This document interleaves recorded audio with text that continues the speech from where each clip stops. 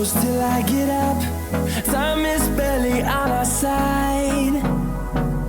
I don't wanna waste what's left. The storms we chase are leading us, and love is all we'll ever trust. Yeah, no, I don't wanna waste what's left. And on we'll go, through the wastelands, through the highways, till my shadow turns to sun rays. And on we'll go, through the wastelands, through the highways, and on we'll go.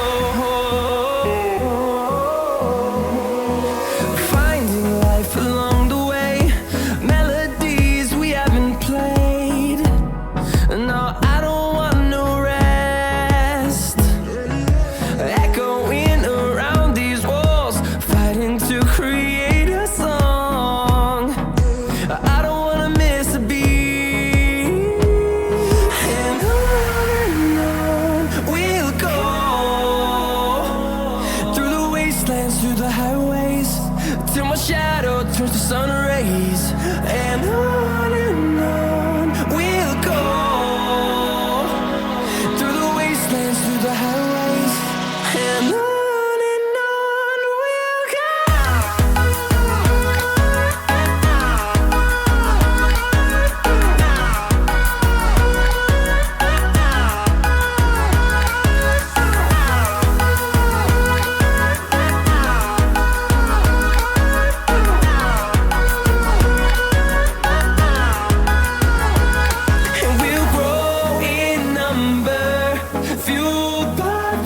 See the horizon turn us to thousands, and we'll grow in number, fueled by them to see the horizon turn us to thousands.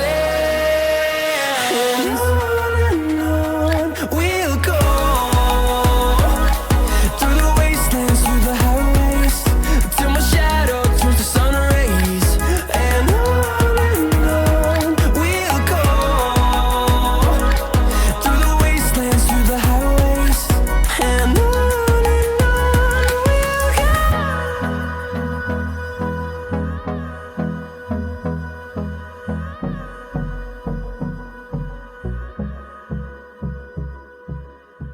Good evening, everybody, and welcome. It's another Monday, and you know what that means. Where there's a Monday, there is 20 of the finest league racing drivers on F124 about to grace your screens. It's the Blackout Racing League, and I firstly have to issue an apology. If you can hear some background rumbling, it is the bombardment of rain-shaped bullets hitting my roof.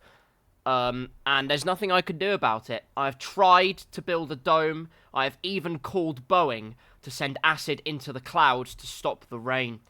Unfortunately, Boeing didn't pick up because they were up to other things.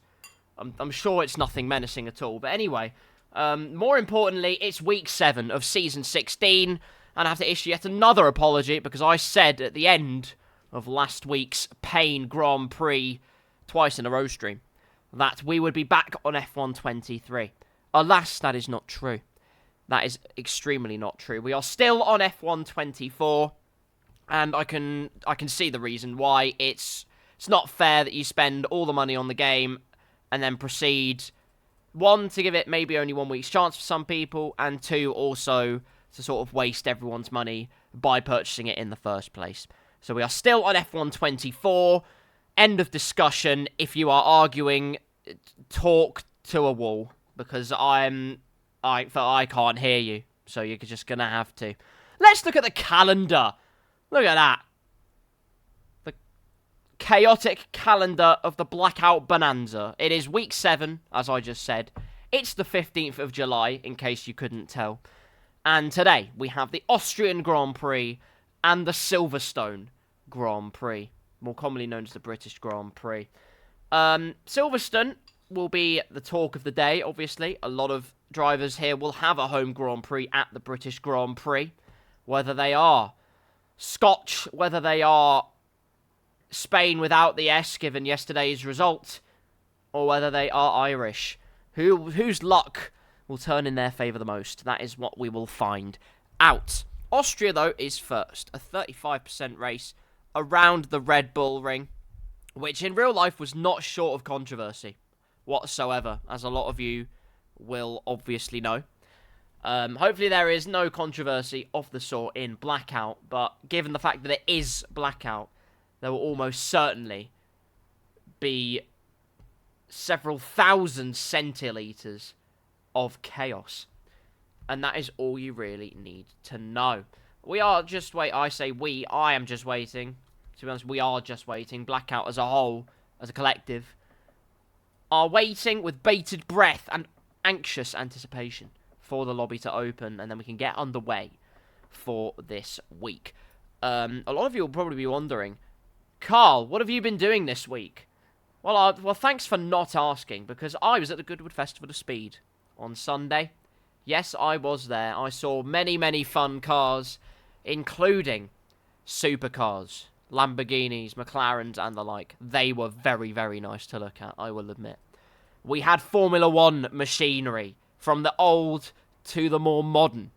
That was also very, very fun. Red Bull were there. They had some kind of celebration. 20, something to do with the number 20. We'll see. Hello, sexy. It's Wilco, everybody. Hope you're doing well. There were McLarens. I've got a producer in my ear. I say that in my ear, in my right eye, laser pointing my screen to where I should be paying attention. More often than not, I ignore the laser. I'm not like a cat. How's it hanging? It's hanging well. It is hanging well. And there's no other meaning to that other than it's going pretty well, thank you for asking. I drove back from Southampton this morning. It took 2.5 hours. I woke up to go to Goodwood. If you ever do go to the Goodwood Festival of Speed, some advice for you all. Firstly, if you are only going for one day, firstly go the day before and just stay the night over nearby. Whether it's Southampton, which is about half an hour, 40 minutes away. Whether it's in Chichester itself, just stay somewhere. It will make your life so much easier. And less tiring. Secondly, get there as early as you damn can. Because, well, they have 6 batches of cars and then it repeats after a certain point in the day. And also on Sunday there's the shootout. So get there, because me and my girlfriend got there at about 6:20, got in the queue. Loads of people were there already. Not loads in terms of, oh my god, it was jam-packed. I mean, there was a pretty, still, relatively hefty queue. So just to let you know that if you are planning on going, make sure you get there relatively sprightly. The lobby is open. This is not a drill. This is a commentary. But you all knew that this wasn't a drill. So let's move on. I am second in the lobby. This week, the Blackout lot cannot hear me, which is great news. And, of course, it's the Bucks fizzing up the gaff and making me feel sick. But also, they are the first 2 in the lobby. So if there's a prize for that, then someone award it, because I don't have it. Like I was saying, no, get to Goodwood early. You will thank me later if you do. And by later, I mean in a year's time. And thirdly, get to, in terms of the batch time starting, get there about 10 to 15 minutes before. Find yourself a good spot, because you'll see the cars driving down the hill climb first, as well as up it. So if you get there, you can actually see what cars are going to be coming through and up the hill climb, which will be a great precursor as to what you can expect in the otherwise phenomenal motorsports event and car event as a whole. It is petrol head heaven, and I enjoyed it very, very much. I'll try and show you some videos between races, or even during the races, who knows. Not during the races, that's mean. I'll do it after the races, that's what I mean. Either way, it was a great time. What wasn't a great time is that there was no F1 this weekend, so we had to deal with football. And unfortunately, it was a shambles. I can't lie, it was a shambles. Other than one moment of maddening glory from Cold Palmer, who is the best football player that has ever lived, and I don't want to hear anything else. And that he should have started the whole 90 minutes of the final, because for at least... when he came on, I'm just saying, he scored within 3 minutes. And all I will say is that he got mentally disrespected by Southgate, as did Trent Alexander-Arnold. Contrary to what people might be saying, I don't know if they are saying it, I haven't bothered to read, but I think Foden's tournament was bang average. I think Kyle Walker wasn't great at all. Look at the space he left Cucurella in the lead up to the second goal, for instance. That man, I'm just saying he should be looking long and hard for a job, and it's not going to be on the England international team. Clearly overrated, more goals in 3 minutes than Foden in the lifetime. Well, more goals than Foden in the Euros as a whole, which is great to see.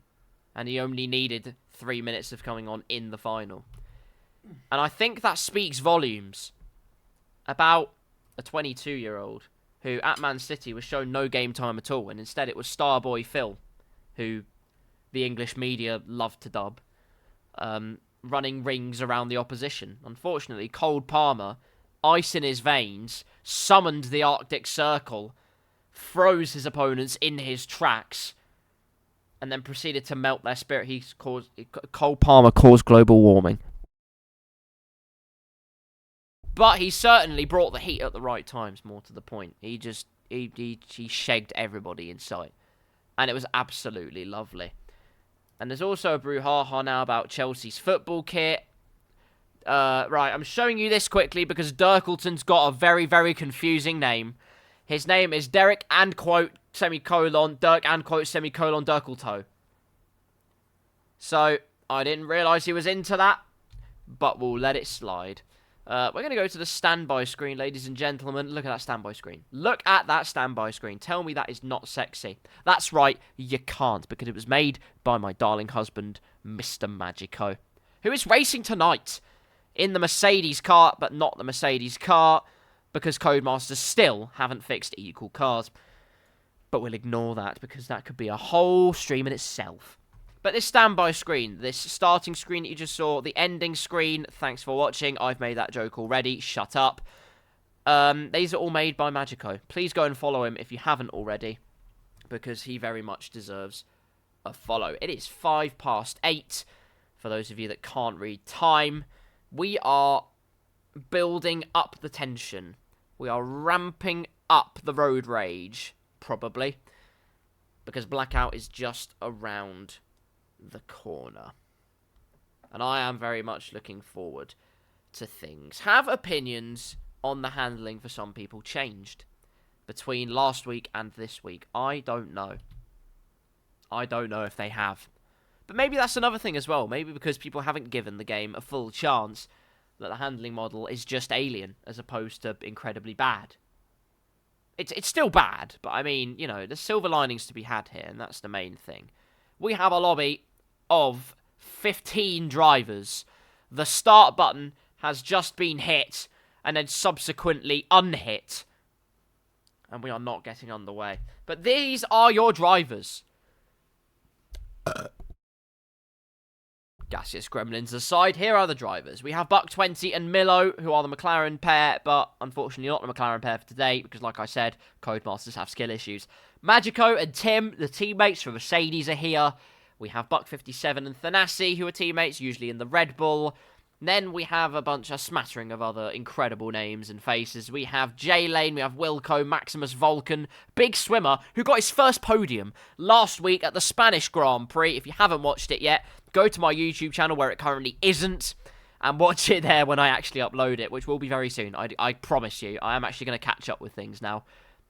We're still not getting underway, but I'm sure that will be all changed very soon. Indeed, it is 25 seconds until we rip up the rulebook and start a sensational script in Blackout history. We also have Terziak, second place in the championship for a couple of years, going for glory in Season 16. Jamble Tarquin, Thanasi, like I said already, Mr. Stark, Derek at quote, and quote, semicolon, Dirk and quote, semicolon, Dirkletoe, Tim, and then there's also me. But I am the man on the microphone, the professional natterer providing you with all of the tidbits and all of the gorgeous gossip of the Blackout world, and hopefully some useful insight here and there. Short qualifying, as is always the case, apart from on 100% weekends in Blackout, and then for the first race at least, a 35% race, which should be good fun and without crashes and clean racing. Have you even watched a Blackout race?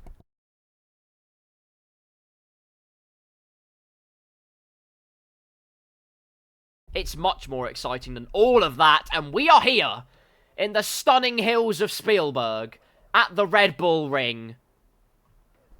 Oh god, Thanassi's won, hasn't he?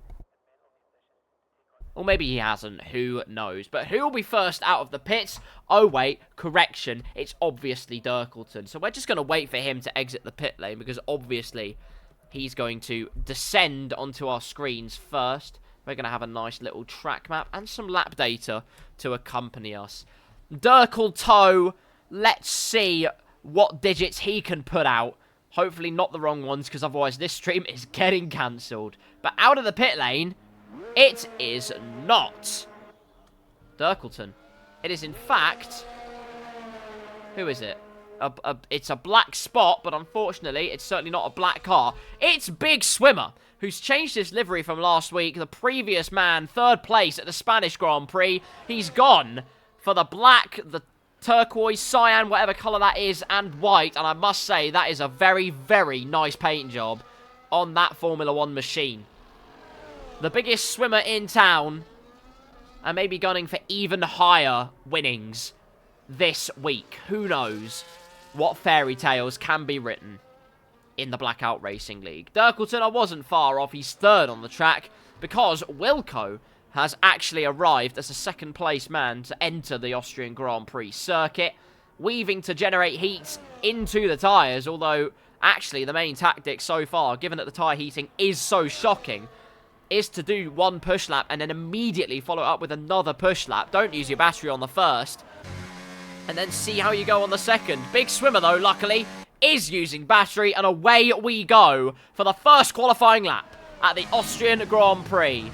Late as you dare, into turn one, carry the momentum through, and that was very nicely swung through the first corner. A bit of overtake deployed as he heads under Mick Schumacher's cruises and braking hard on the anchors, slamming them through at the 100-metre board. Car darts in wonderfully there.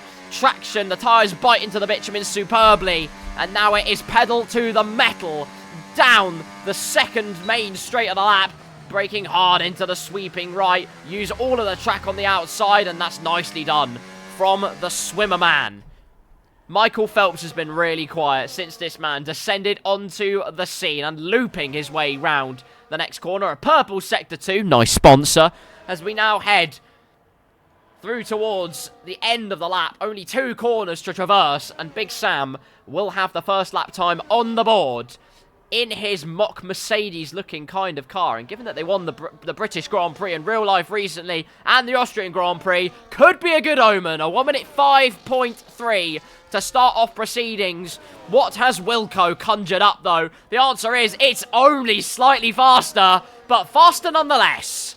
1 minute 5.298, just 12 thousandths in it. Mr. Stark is next, though, to cross the line, set a lap time. It is a 1 minute 5.5. Milo then follows with a 1 minute 5.7. And then Derek Dirkle's Toes is 5th place with a 1 minute 10.5. Although now going for a proper push lap.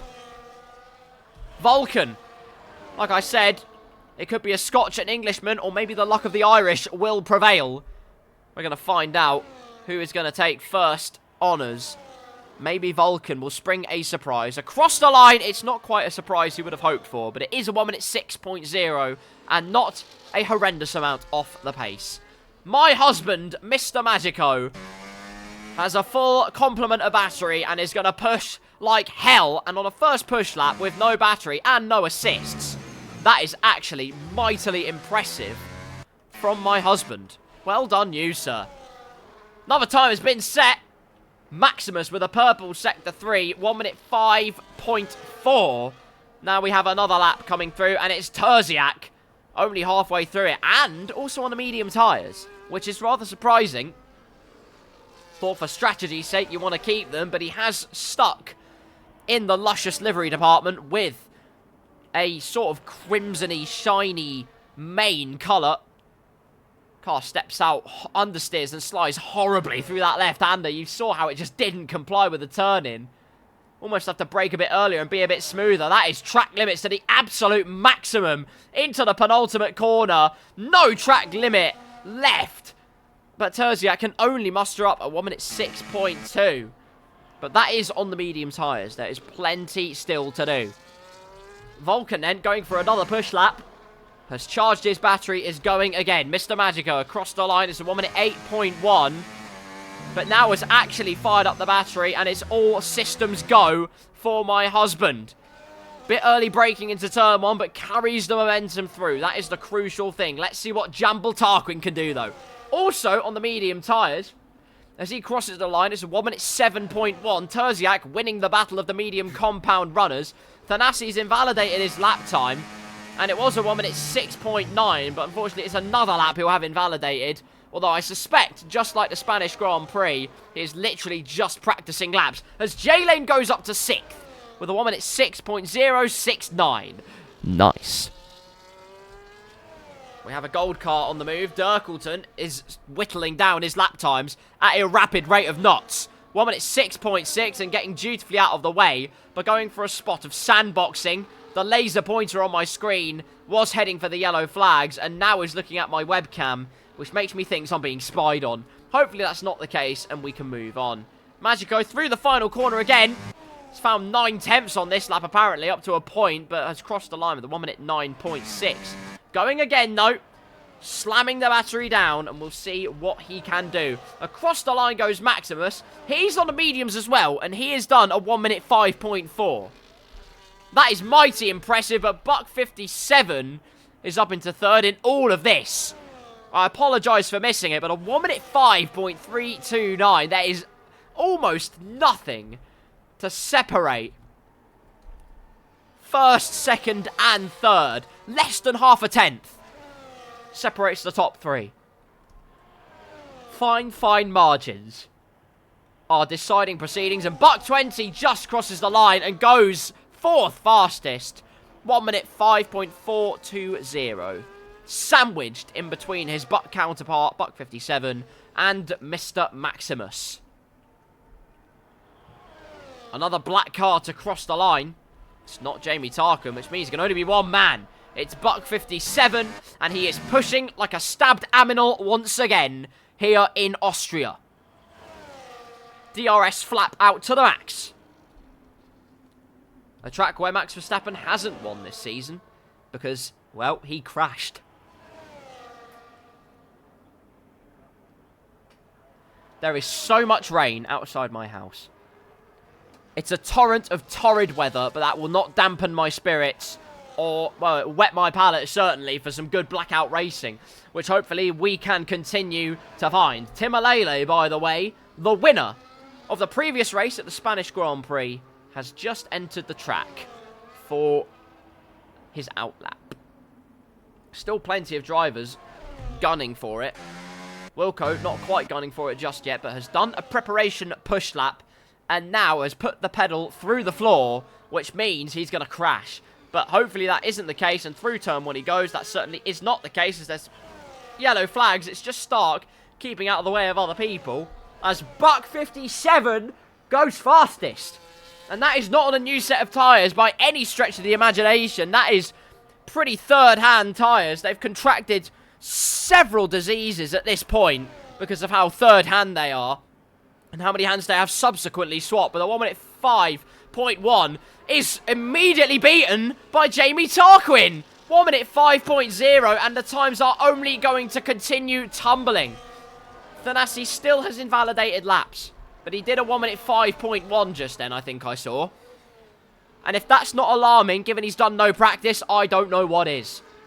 Timalele, though, with a purple Sector 1. Bunch of drivers still gunning for fast laps. Buck 20 is one of them. Crosses the line, goes even faster with a 1 minute 5.2. But this is the man of the moment. No, it's not, because Wilco has gone even faster. 1 minute 5.025. It is surely a matter of fleeting moments before the 1 minute 5 barrier is breached and a purple sector 2. Timalele is surely going to be him. He is him. Has won multiple races in Season 16, took a long hiatus during Season 15, had things to do abroad, but he gets back on the wheel and comes back like he's never left. With a 1 minute 4.695, the barrier has been breached. More so than that, it has been absolutely annihilated. And Timalele has staked a huge claim for a big, big grand prize as Thanasi invalidates yet another lap by going off track limits at turn number 1. But considering how old his tyres are and how well he's doing, I wouldn't be that worried, personally. Who is currently leading the line on the track? It's Mr. Terziak. His first proper lap on the soft tyres has left it quite a bit of time, but he'll cross the line to go into P4. With a 1 minute 5.117 and still quite a decent amount of battery to play with. So maybe there is still plenty of pushing power to be had. Here's Maximus though. He's just started a flying lap of his own. Through turn 2, which I will contest is not actually turn 2, but he's not using any battery, going wide for good measure. Maybe just to heat up the tyres a tiny bit more, but who knows. Milo is on the move, though, and moving into the pit lane. So let's see who's actually on the lap. The answer is it is Mr. Derek Dirkleton. Is going to improve? Yes, he is. 4 tenths improvement. Only 100th between himself and Mr. Magico, who comfortably and quietly waits in the pit lane. For someone who's only just started no assists, I am so proud of him. Genuinely. It is not easy to do no assists.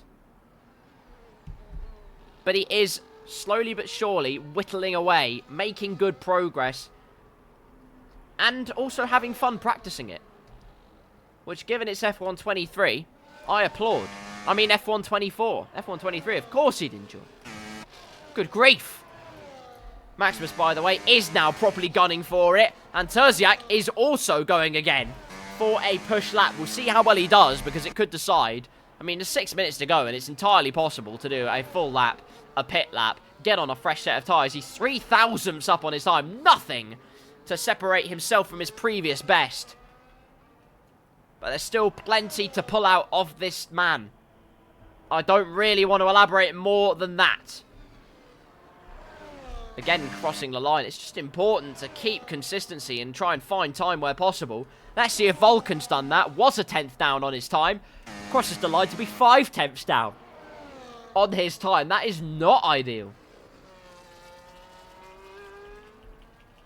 Maximus already, though, at the end of the lap, and half a second up on his time, flicking the car in, and it darts into the apex, across the line, and it's 4th place for Maximus as Terziak improved. He crosses the line. He doesn't improve. It's actually a 10th down on his time. Maximus has an absolute stonker of a time at his fingertips, and gripped it with both hands, strangulated it, and has rinsed out P4. It's amazing from Mr. Maximus. Again, look at the margins. They're so fine. Ignoring Timalele, who's in a world of his own currently. 2nd, 3rd, 4th, down to 6th, basically.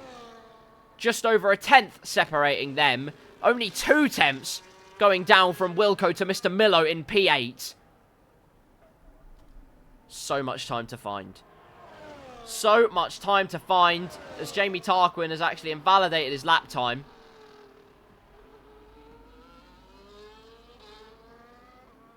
May have already done a lap in all of that. I am not too sure. But we're going to ignore that and see what Buck 20 has. The answer is a 2/10 deficit. But I don't think he's really pushing that much. Or is he? He is pushing. Never mind. Here goes Buck 20. But there are plenty of drivers who are going to set the scoreboards alight. Thanasi hasn't set a valid lap time yet. And he hasn't set a proper lap time. And to boot, he's got an end plate on his front wing missing. So he's limiting himself even more this qualifying session. So whatever pace he does do, Everyone else prepare to be scared, although going off track limits is not part of the plan. That is an invalidation. The stewards wag a finger, say naughty man, and that is the end of that.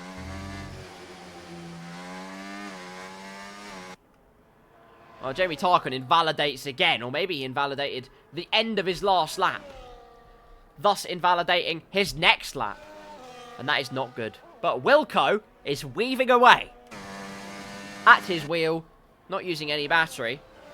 Sort of annoying in qualifying sessions when you can't see drivers pushing, but Stark certainly is, and that's a statement.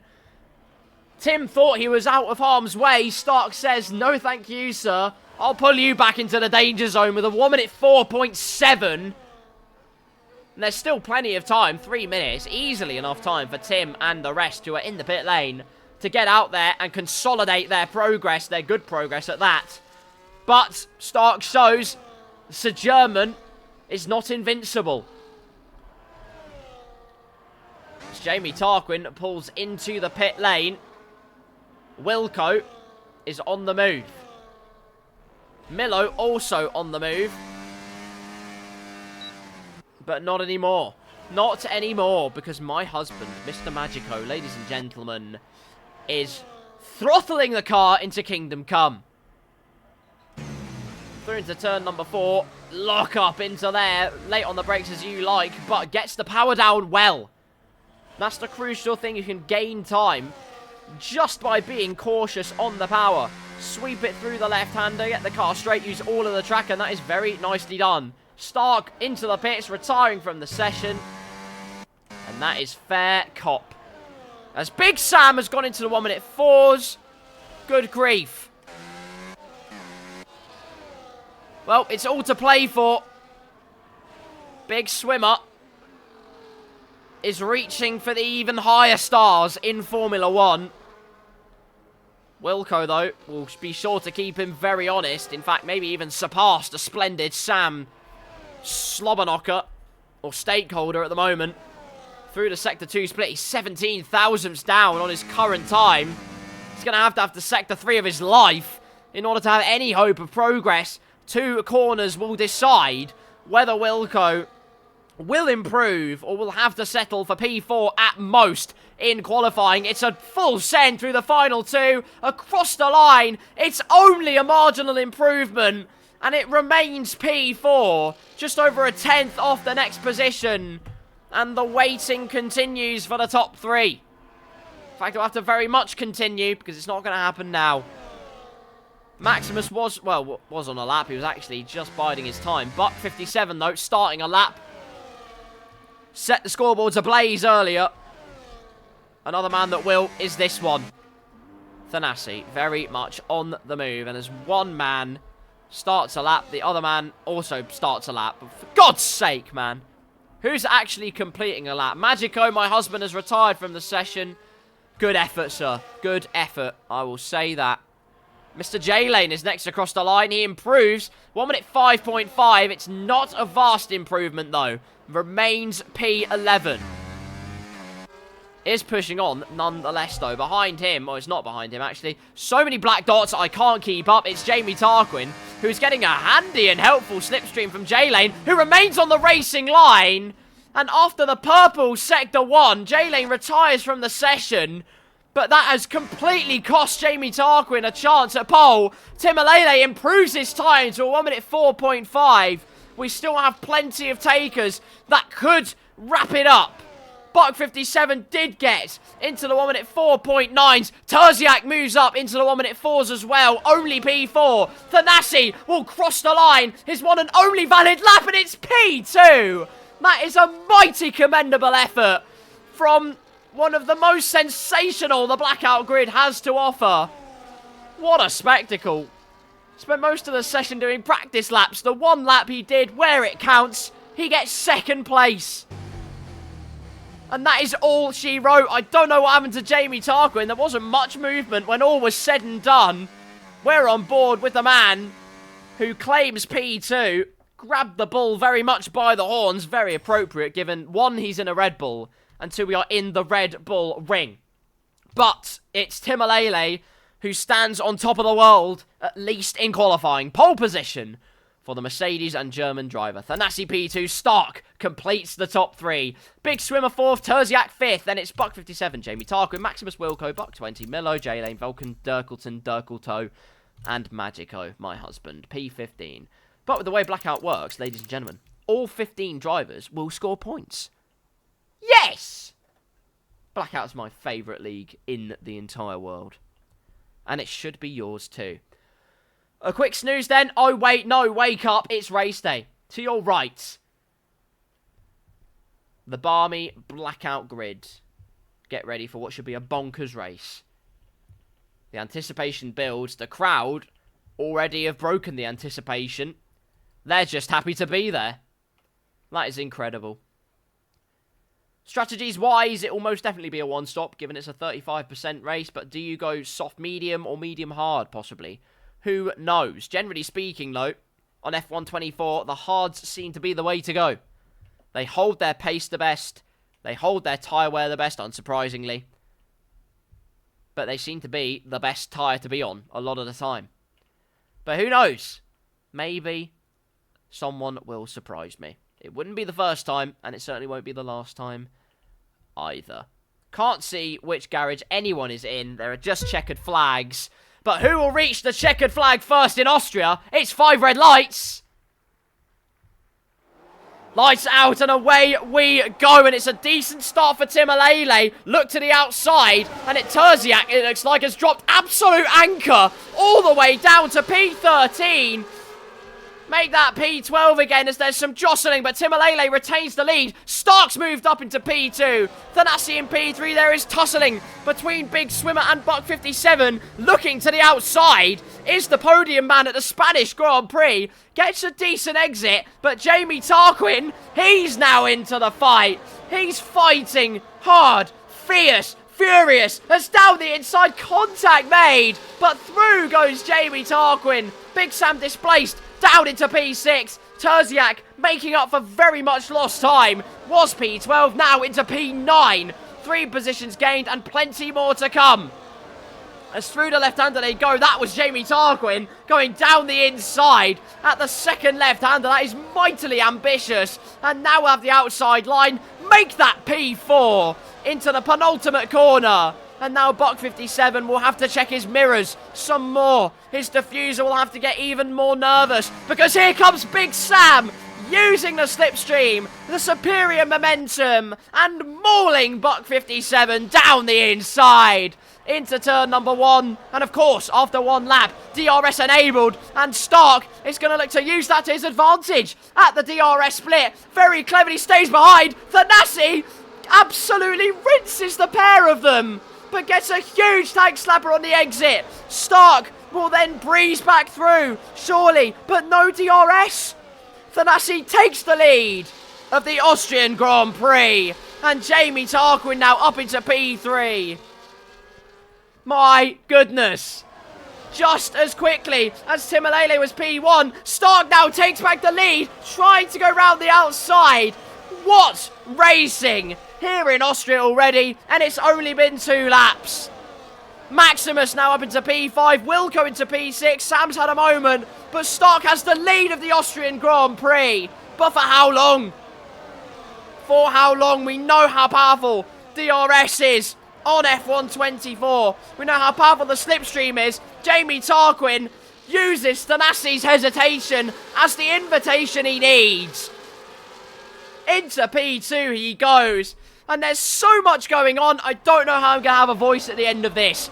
Buck 57, the score not settled yet with Big Swimmer. He's going round the outside into the hairpin as there's a moment behind. Wilco spun round and there was contact made. I saw another, I think that was Magico actually, having to go wide, take avoiding action. That sends Wilco plummeting down to the back end of the field. In fact, it's not just the back end of the field. It is the back of the donkey's costume. It's plumb last.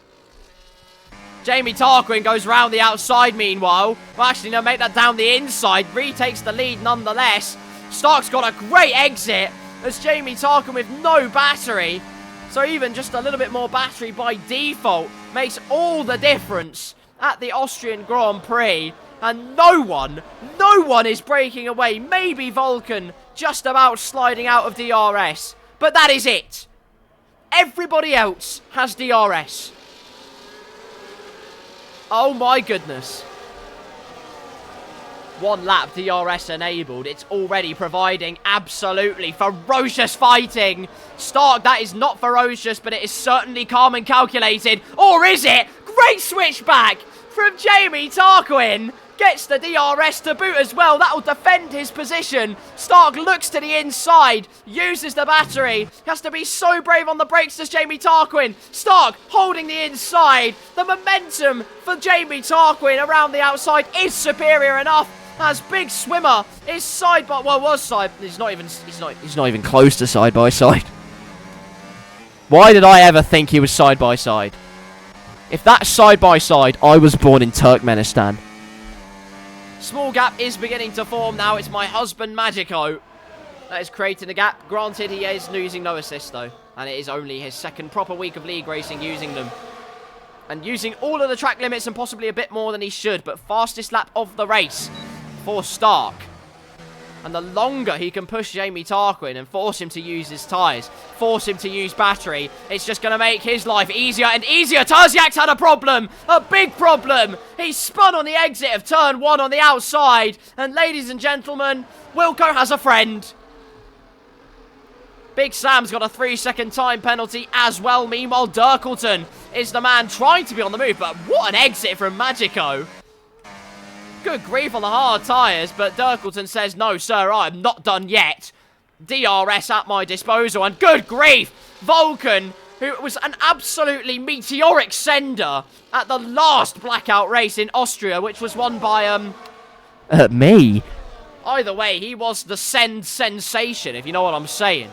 Absolutely tore some people a new one, mostly his own teammate Maximus, which was quite funny to watch, albeit very, very bad for Maximus's blood pressure. Stark in all of that retakes the lead, but I mean, for how much longer? Because right underneath his diffuser, once again to retake the lead, as Buck 57 now has the fastest lap of the Grand Prix. It's Jamie Tarquin. Has DRS, but he's only going to expose himself. As Stark's going through, Thanassi's decided now's the time to pull the trigger. Look how powerful battery and DRS is. Stark's holding the inside. Contact between Thanassi and Stark. But Thanassi has the lead for the time being. DRS again, though. We know how powerful it is. And ladies and gentlemen, this is just an illustration. As Stark trying to go round the outside. Timalele penetrating the inside of Jamie Tarquin. That's disgusting, but can't make anything of it. Jamie Tarquin rejects his advances and remains in P3, although a slight gap is forming. As Stark actually getting away here, dumping a bit of battery on this lap, as is Thanassi, so maybe just trying to get out of this little DRS train. Just relieve himself of pressure, and if it's only Stark he's fighting up against, that is good news for him, because it's not Jamie Tarquin, Timalele, possibly Maximus, Big Sam, Bucks, both Bucks, Milo and J-Lane. There is so much to play for here. 10 cars in the running for this race. And even then, Terziak and Wilco are sort of pulling each other along here. There's another lock-up there for Magico. Oh no, Vulcan! Vulcan's had a big issue, and it's not £1, and it's not a great newspaper. It is a centre barrier who, well, it's another rejection, a slap across the chops. As Stark is now going for the lead of the race down the inside.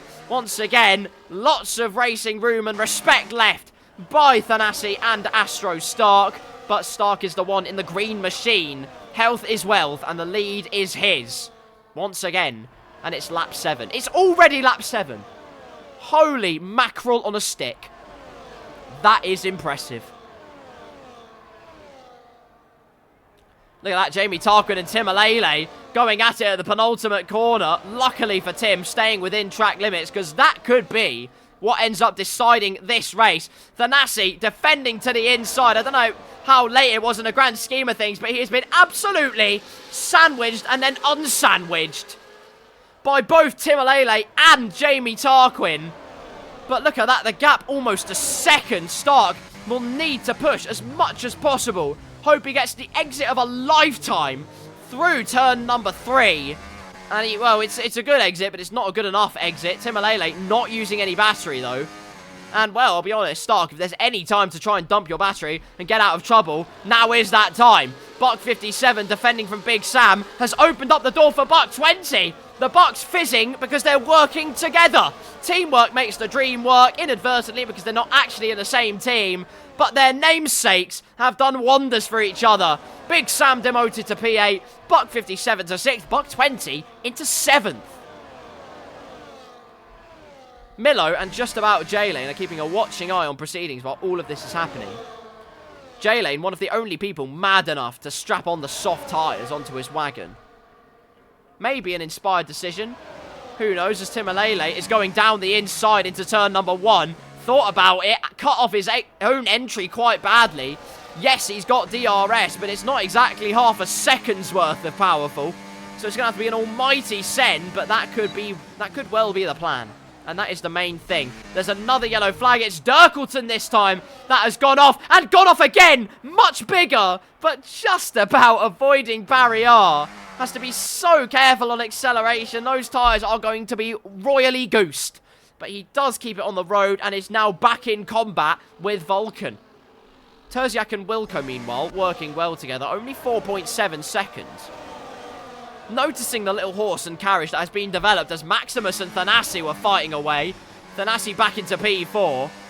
It's Jamie Tarquin beginning to lose touch to the top 2. And if he can afford not to do that, well, maybe Timalele is going to provide him with a gift.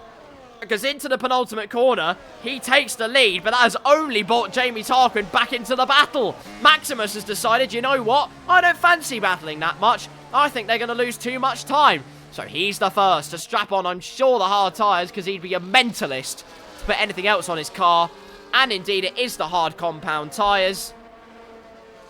Onto the wagon of Mr. Maximus. Lap number 10 of the Austrian Grand Prix.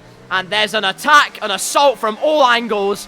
From Stark, left, right, maybe it's good night. Using ERS and pulling to the outside of Sir German. Oh, contact made. That was certainly frosty, but more ice in the veins of Stark, who sweeps around the outside and through once again to claim the lead of the Austrian Grand Prix. And now, once again, will attempt to scamper into the distance. But possibly not. Like I say, though, Terziak and Wilco are catching. What was a 4.7 second gap? Now a 3.6 second gap.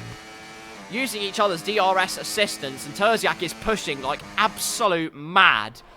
Claimed P2 at last season's Austrian Grand Prix. Is not going to be satisfied for certain with P10. He'll want so much more. And J-Lane actually pulls into the pits. He's going to get off the soft tyres. The second person to pull the trigger as Timalele is going to use the DRS again. Thanasi, though, goes past Jamie Tarquin, goes past Stark, dives down the inside of Timalele. Another piece of contact made, and that was a front wing going awry. Who was that with front wing damage? It's not Jamie Tarquin. I saw some carbon fibre flying off. I'm trying to figure out who it is. I'm sure I saw somebody, though, who had front wing damage come off. Well, obviously the front of their car. Stupid. But whose front of the car? I saw some carbon fibre flying. You can't tell me... Oh, unless I'm just going mad. That is also entirely possible. Front wing assessments begin then. It looks like somehow, despite what I thought I saw on my screen, there is no front wing damage. Never mind, back to the action then. It did get quite frosty, though. For a time at least. Or maybe it was someone flying off into Narnia. Jamie Tarquin, one of the next person in the leading group to have a go into the pit lane. And Timalele is trying to force Stark offline, which is very illegal. You can't cut off someone's internet connection just so you can win a race. Back to the drawing board with that one. Wilco and Terziak are catching with DRS training. They were 5 seconds behind this train, but the more battling they do, the more they're going to bring the Flying Scotsman and El Capitano into play. As up the hill, Wilco engages crawler gear, Terziak engaged overdrive, but now it's Wilco's turn to fire up the overdrive, a bit of DRS at his disposal. The two of them smartly choosing not to fight on this second straight. Jamie Tarquin, in his haste to keep ahead of Maximus, has actually given himself a 3-second time penalty. And what he thought was going to be an easy road in order to try and disturb the track of the leading lot is going to be properly curbed as Maximus dives into the back of the diffuser of Jamie Tarquin. I was going to say curb stomps, but that's a disgusting piece of imagery and rather heinous. So let's not go there. These 7 at the front have to stop battling. Thanassi's now down to P5 in all of this battling. It's absolutely gut-wrenching, this leading battle. One time you're jumping for joy, you're at the top of the pack. Then all of a sudden, Predator turns to prey. You are absolutely gazumped. Big Swimmer now looking down the inside opportunistically at Thanassi. One lap you're fighting for the lead, the next you're fighting even to stay in P5. Life comes at you fast, but what's come at the drivers even faster? The rain has arrived. And that certainly changes the complexion of things. Magico, by the way, has sandwiched himself in between Maximus and Jamie Tarquin. My husband, ladies and gentlemen, is him. Hitting the apex of that corner. And at a time where you can be more cautious when you have the no assist, this is the perfect time. And look at that, the grip is getting even worse. And now there's a yellow flag. Tarziak's dropped it on the exit of the right-hander. And if there's ever any indication of possibly how slippery it's getting out on the track, that could be it. Into the pit lane. As a result, goes the Flying Scotsman. And, well, whether he was the barometer of if it was wet enough, I don't know. But a bunch of drivers have also pulled the trigger. Buck 57, Thanassi, Big Swimmer. Jamie Tarquin is not one of those. And DRS is disabled on this lap. And that could be catastrophic news for drivers that have pit onto the dry tyres. Your Jamie Tarquins, your Maximus's. But it's going to be gazumping season as down the inside goes Buck 57. Let's watch on board with Jamie Tarquin. Has he got anything to fight with on the dries? No! He's a sitting duck in these conditions, which given that it's raining is sort of a juxtaposition in many ways.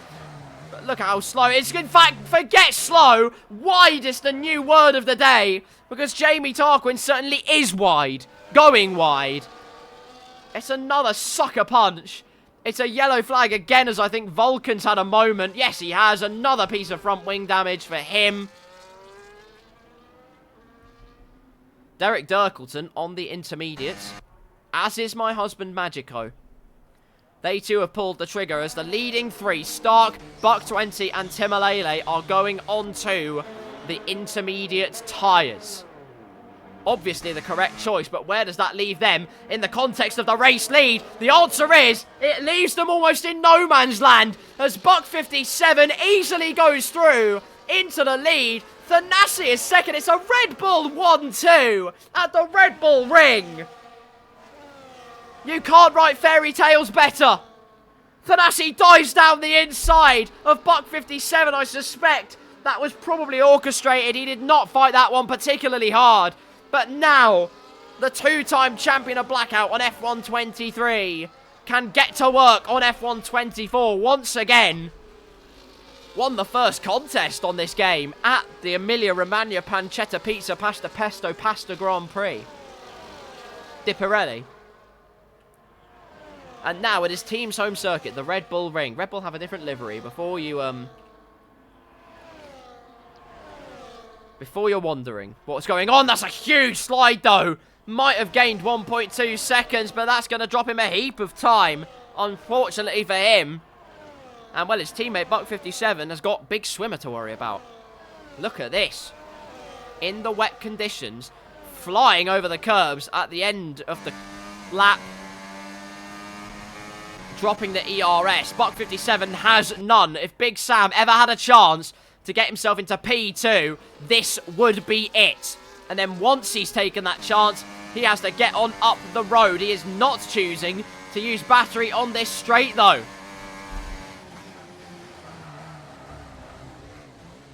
Listen to the lockups, as that is not an ideal exit for Buck 20, and it's Wheel Spin McGee, and again, Big Sam chooses not to attack Buck 57, all the while Thanassi is scampering off into the lead of the race.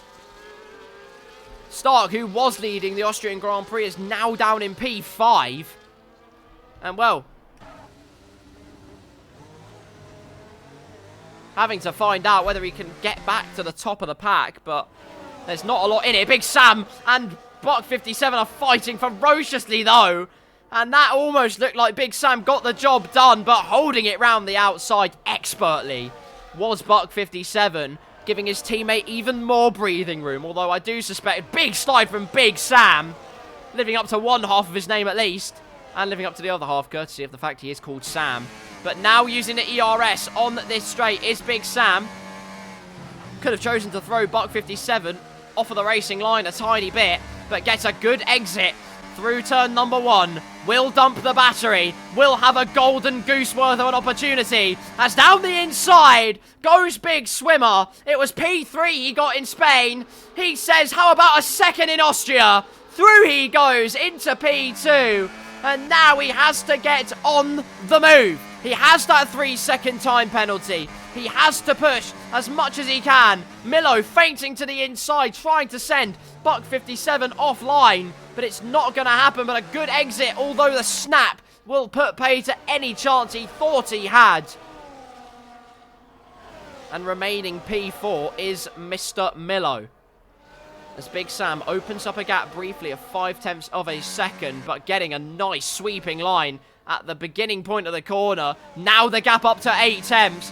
Big Sam is in dreamland, and Milo is getting agitated more and more by the second, having to wait patiently behind Buck 57 for any opportunity in the wet conditions. He knows there's a podium on the cards. Nay, even more than that, he just has to grab the opportunity by both hands, strangle the golden goose, and reap the rewards, and bask in the benefits of even more points gained, as the gap opens up to 1.1 seconds between Big Sam and Buck 57, using all the battery he can, but he doesn't have enough. Milo's through into P3, and now it's eyes on the prize ahead. P2 on the cards as Stark actually having to defend from Buck 20 more than trying to attack up ahead. But Buck 57 had problems at the end of turn 3. That has sent him down to P7 again. All change, chop and change, all the way through this Grand Prix. And Milo loving the wet conditions. He's within a second of the swimmiest man in town. And unquote, Dirkle has got a 3 seconds time penalty. And is right on the back of Magico, pushing like hell, and into P11 goes the Dutch driver. Magico was right on the back of Jamie Tarquin. Perhaps a mistake, perhaps not a fan of these wetter conditions. The rain coming down quite heavily. It could, at some point, maybe change to wet tyres, although with the game, I never really know. That's a huge, huge snap from Dirkle, fishtailing it all over the place like a bluefin tuna. But like a bluefin tuna, saves it well, and health is wealth. And his car is healthy, and now he is wealthy in P11. The chase can maybe begin for Jamie Tarquin. Lap number 19 of the Austrian Grand Prix, and there is one man who is a cut above the rest. Power sliding his way through each apex with precision. But in terms of flare points, no one does it better. Thanasi, inevitably, unless there's a huge mistake made, going to return to the top step of the podium with a gap almost 7.5 seconds worth compared to his next closest competitor on the road being Big Swimmer, as he gets a huge snap of oversteer, but not as huge of a snap as Mr. Milo, or maybe just threw more caution to the wind, because now opens up the gap again to a second. Only briefly, though. Look how much the rear end is just sliding. It's like you're working around the rear end sliding, as opposed to any kind of underfloor feeling of downforce. But now we're going to enjoy the rain, and not only that, because it's rain and because we saw the almighty Spanish gravel squares of death, we're going to see the rain spray of squares as well at this one. As Wilco moves past Buck 20 as he's pulled into the pit lane. And will those be wet tyres going onto Buck 20's car? let's check the perspective. Only 6 laps to go. It is full wet tyres. I said the rain was coming down heavily, and Buck 20 decides enough is enough. Decides he wasn't treading water enough. Has 18 seconds to gain before he gets anywhere near the train he was fighting before. But we'll now see, with him as a barometer, what kind of pace the wet compound tyres have. If you can obviously stay on the inters, you'll want to stay on them. If anything, even in full wet conditions, the intermediates are normally the same pace, if not faster. So perhaps not the ideal scenario for Buck 20, who maybe did not know of this information, and is now crying in a very large corner. Thanasi P1 then, gap almost 10 seconds as we head into the closing stanza of this Austrian Grand Prix. Big Sam, 9.5 seconds back in P2, but with a 3-second time penalty for track limits. Milo in P3, Buck 57 in P4, Stark in P5, and Timalele in P6. Those two were gunning right at the top of the table for a moment, but life comes at you fast. They are now P5 and P6 instead of 1 and 2. Wilco 7th, Buck 20 in 8th on the wet tyres, and actually caught up by just over a second since he's come out of the pit lane.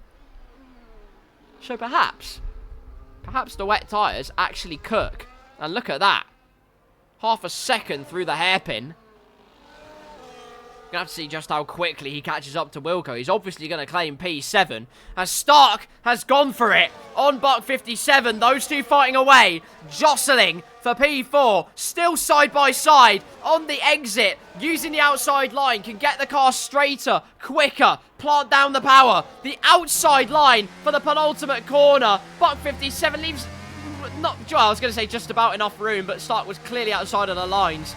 So that's not enough room, but the outside of the final corner belongs to Stark, but P4 will only temporarily, but it will now permanently. Buck 57 can't hold on, and for Big Sam, it's a gift from the gods, as now he has, well, 2 seconds, just over, between himself and P4. He needs 3 seconds in order to claim yet another podium in this season 16 Blackout squabble. I mean, look at that gap. 11.7 seconds. Someone is loving the wet conditions, aren't they? Good grief. Like I say, no mistakes pending. He is absolutely flying his way through. Although a 3-second time penalty, that's still not even close to enough for the rest of the grid to even bother him. Just judging what Buck 20's progress is, I'm watching that right-hand side of my screen with great interest. What I'm also seeing is J-Lane possibly going to go for a move here. 3 at the front going for it. Big Sam holding track position for the moment. J-Lane, though, is hot on the heels of my husband.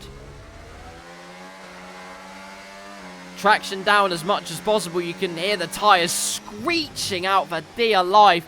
Has a wide moment for Magico, but he will have momentum. Gets it in a straight line and powers on through. J-Lane will sense an opportunity at every single avenue. You know he will, and that mistake, again, is all he needs. Through he goes before the penultimate corner even arrives.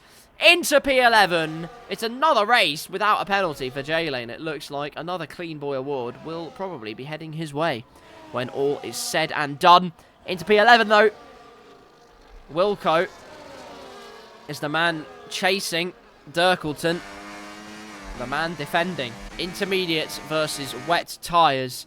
Battery being used by Wilco. Slipstream out of by Wilco. Into P9 by Wilco. The Pink Panther takes its place firmly into the top 10. And by firmly, I mean he's more than in the top 10 at this particular point, as Stark is right on the cusp of gaining P3 in this race.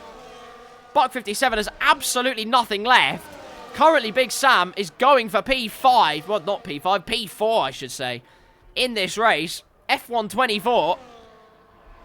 It's rather, well, turned fortunes on its head for Big Sam. loving the Austrian Grand Prix, loving the wet conditions, and doing everything he can to keep a 3-second gap. He will probably remain in the top 5 when all is said and done. However, that gap is ominously closing. Penultimate lap of the race, and it's only 6 seconds. It's going to have to be 3 seconds a lap before Buck 20 has any chance of hustling and harrying the cars ahead. Timalele also pulled the trigger onto the wet tyres, but you had to do it earlier rather than later if you were ever going to do it. Now is not the right time. Or when Timalele did it, should I say, is definitely not the right time, because he's lost too much. The gap between him and Buck 20 has remained stagnant at around 3 seconds. And what could have been a top 5 has dissolved into P7. Oh, it's another time penalty for Big Sam. And, well, I should imagine he remains in the top 5, but it's the last thing he wanted to happen to him. Last lap of the Grand Prix, though. The rear end getting very, very tail-happy indeed. Dancing around this Austrian Grand Prix track. It's Senna-esque. Driven by one of the very best in Blackout. Ever since Thanasi got the lead during that intermediate phase, his teammate gave up the track position, said, "Here you go, sir. You have the front of the field. You take command.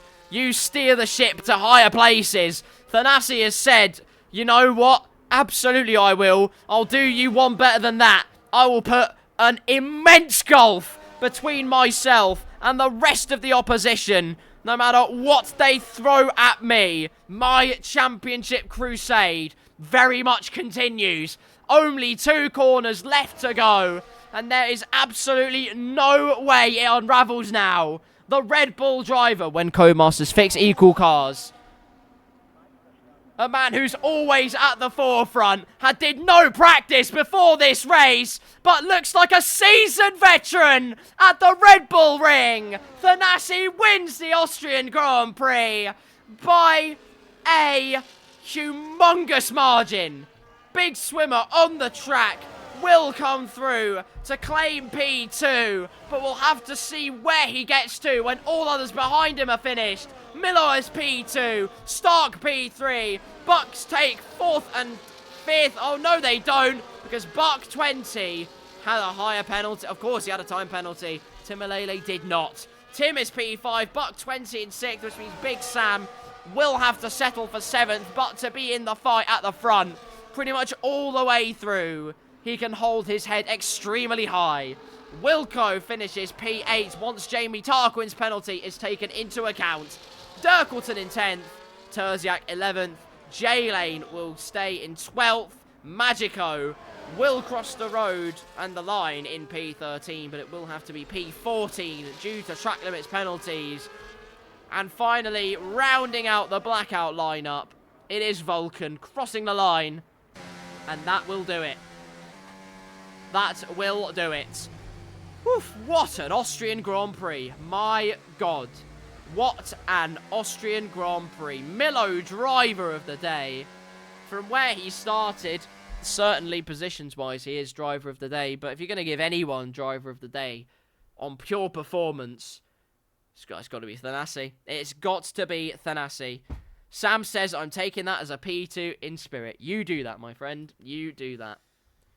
If the white lines didn't exist, and the FIA had no guide dogs, which they don't anyway, but if they didn't exist at all, you would have had P2, and that is quite something. Felt like a granny out there with no TC, brake assist or line. Penalty for Ocon. Always a penalty for Ocon. Ocon's actually starting from Venus at the next race, which is good fun. Felt like a granny. You know, honestly, first times you use no assists, you do feel like that. But you get used to it. And you're getting used to it a damn sight faster than a lot of people would. There was your podium. I didn't even comment on it as I was reading my Twitch chat. I do apologise. Thanasi, the main man, though, around Austria. What a drive. What a drive. And is that me not being allowed to see the leaderboards? Yes, it is. I do know what the top 3 was, though. Thanasi, McLaren Man Milo, and Stark for Williams. Congratulations to those three. Well done to all the drivers. That was some race. And I thoroughly enjoyed commentating that. That was unbelievable fun. Back to standby then, because we have a little break. And then we have the big old British Grand Prix. Oh no, Raiden said Vulcan is good on Austria. Usually anyway. Aged like spoilt milk. Rather unfortunately. I'm very sorry, Mr. Vulcan. Good God. I mean, what can you say other than that was an absolutely banging race? What can you say? Overtakes left, right, and centre. 10 cars fighting for the lead during the dry phase. The rain came. And no matter how torrential, well, the torrent could not thwart Thanassi's efforts whatsoever. Stark asks, was that a good race to commentate? Oh my God, it was. That was unbelievable. I nearly lost my voice within the first 3 laps. That was bloody unbelievable. And hopefully Britain ends up being just as amazing. Milo says, this game is hell. I know. That's why I'm on the microphone. But you know what? That was some race to commentate. I thoroughly enjoyed that. I have joined a certain channel. I've joined a voice channel on Discord. If you want to have a little interview about proceedings from this week of F1 so far, you can. Carl, help me. Come and join me in the commentary box. This is what I have as a commentator. I feel very, very good about myself because I've dodged a bullet somewhat. I have dodged a bullet. I'll probably get to a point where I'll practice. Oh God, why can't I hear Milo? Milo, I can't hear you. Hang on a second. I don't know why. I'm gonna find my settings quickly. Where are you? I'm such a boomer. I can't even find... here we are. Why are you in my audio? Stupid. Right. I'm in your bedroom. I think I can hear you now. Hello, Milo. Hello, friend. Hello, friend. Right. It's probably a silly question because your last 2 chat messages have summed it up already. But how are you? Well, I'm not doing good. No. This is the least enjoyable gaming experience I've had since Call of Duty released Ghosts. Oh no.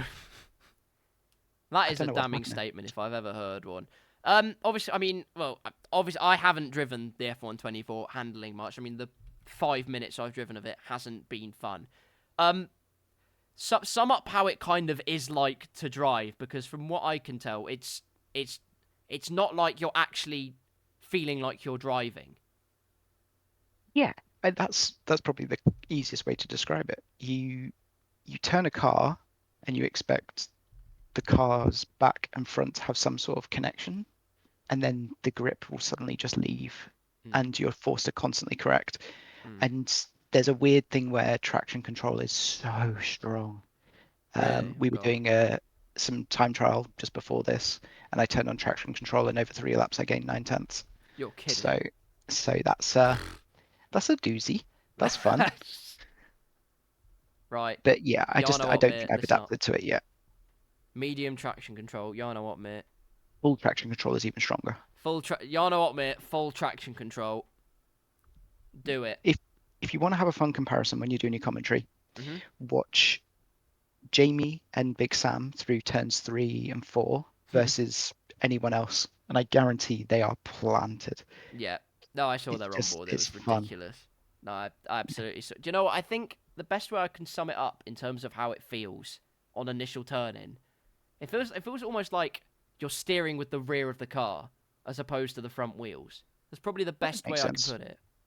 Because your front glues and it's beautiful. It feels like Imola. It feels like you are driving some kind of prototype hyper F1 car. Yeah. And the front will just go exactly where you need it, and then the back end just decides to go even further and overtake you, which isn't fun. No. It certainly is not. It's definitely a skill issue for me, though, because it's not like everyone's struggling. It's just me and Terziak, whereas Zeus is still putting in disgusting times. So Yeah. he This is true. described Austria as this. It's like racing a go-kart. Mm, It's not like racing an F1 car, and I think that was probably accurate. It was a that's a good call, actually. That's a really good kick it call. and have fun. Fair enough. Fair enough. Although we're talking about this not very nice experience, still P2 at the Austrian Grand Prix. So well done. Thank you. What can I say? Everyone else in the league's just dumb. They're just so dumb and slow. It's embarrassing, Carl. No, Like, it's it's. I just feel bad. This is strong. how Stephen Hawking felt when he went around rolling in his car that didn't quite feel like a car, Yeah. looking at everyone else. So yeah, Stephen Hawking with a body kit. I mean, right. Talk through your race. Some of the battling, particularly at the beginning of the race, was pretty bloody incredible, especially for me as a commentator. Like, how it, powerful is the DRS, and how much fun was battling in that early phase? it's a beautiful, beautiful um, race because of the three DRS. You're basically guaranteed to be glued to the car ahead of you unless you really mess up. So you're constantly getting another go at fighting someone. So on because new DRS is lap one, everyone is so close. It's just chaotic into turn 3 and 4, and it's absolutely beautiful. It was probably one of the most fun races I've had because no one's particularly comfortable with the handling, so everyone's making little mistakes, Yeah, no, and of course. everyone was also so close. So I think it was a really good. And then obviously with the rain coming, it just brought in a little bit more chaos with certain people who, well, like me, I've never driven in the wet, but I got lucky with the time to change to inters and Yeah, was just basically cooked. no, absolutely, absolutely. There was a sort of debate to go whether you were to switch onto the wet tires at the end or not. Was there ever any thought of switching onto the wets, or probably not in this particular instance? I think it worked out exactly even. Timmy pit from just behind Will and ended up just behind Will. Mm. So I think you would have not gained anything. I think the lap that he went was probably perfect. So yeah, I think if it was another lap or two, it would have definitely been the wrong call to stay out. But I think it was just more of a safety first 5 laps and a 5.5 minute lap. You shouldn't really pit unless it's extreme. Of course. No, absolutely. Fair play. Like I say, big brain, everyone else, small brain. It's embarrassing, Carl. I really hope they're not listening because I'm going to get DNF turn one. Well, Jay Lane said, "Who's this Milo guy?" So I'm afraid this could end quite badly for you. But while we're at it, British Grand Prix next. How does it feel to drive the British Grand Prix on this Beautiful, game? isn't it? Well, It's it is beautiful as a track. You're not wrong, but yeah. If you pretend that you're driving a different game, it's one of the most enjoyable gaming experiences that you'll have. But as I compared it to COD Ghost earlier, I probably can't do that again. But yeah, I think turn 3 and 4 is the tricky part on this because it doesn't seem to make sense as to why you're spinning. But everywhere else, it kind of feels relatively normal. Like okay, you fair. can take Maggot's Beckett's a little bit too flat, but apart from that, it's just Silverstone, isn't it? Everyone's pretty good at it, so it's about who nails the lap in quali, which I am not going to do. I am slow. We'll see. You never know. And there's possible weather, like Austria. So you never know. That's true. Luck That's can true. be on your side again, which is the main thing.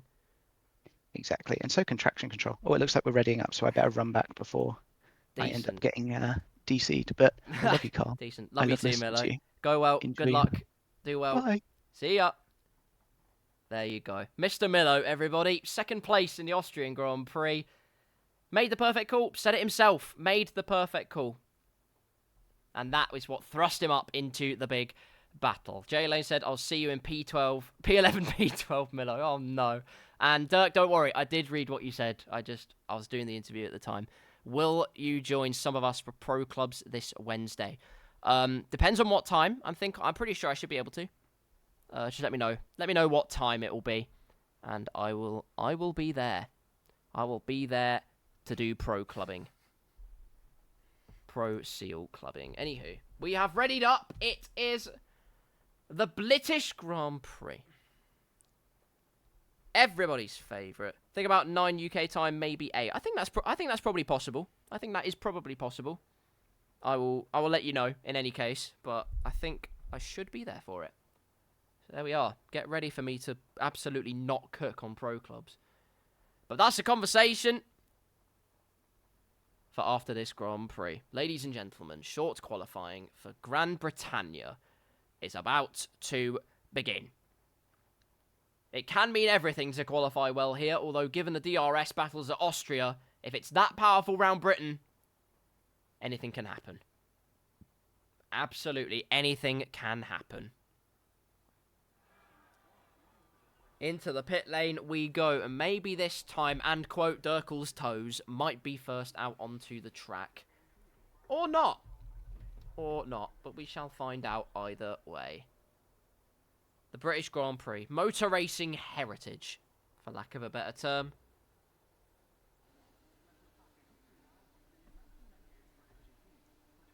Of course, more recently, we had the British Grand Prix. Last weekend. Not last weekend, but the weekend before, if you know what I mean. The Silverstone race always seems to throw up a fairy tale of some kind. In 2022, that fairy tale was Carlos Sainz's first victory. And through goes Hamilton! In 2023, it was Verstappen's win in Britain in the main event, but it was Lando Norris claiming P2 in an improved McLaren car. And Piastri in fourth. The resurgence of the papaya outfit. That was the big news of the day. And Dirkleton is out onto the track first. The status quo has certainly returned. And, as I saw there, actually staying a bit towards the middle of the track. Because, insight into Silverstone on F124, there are superficial, albeit rather costly bumps on this track. They are on the outside of the track, and they are before turn 1, so you have to stay in the middle of the road, including into turn 1, and then you can carry on as normal.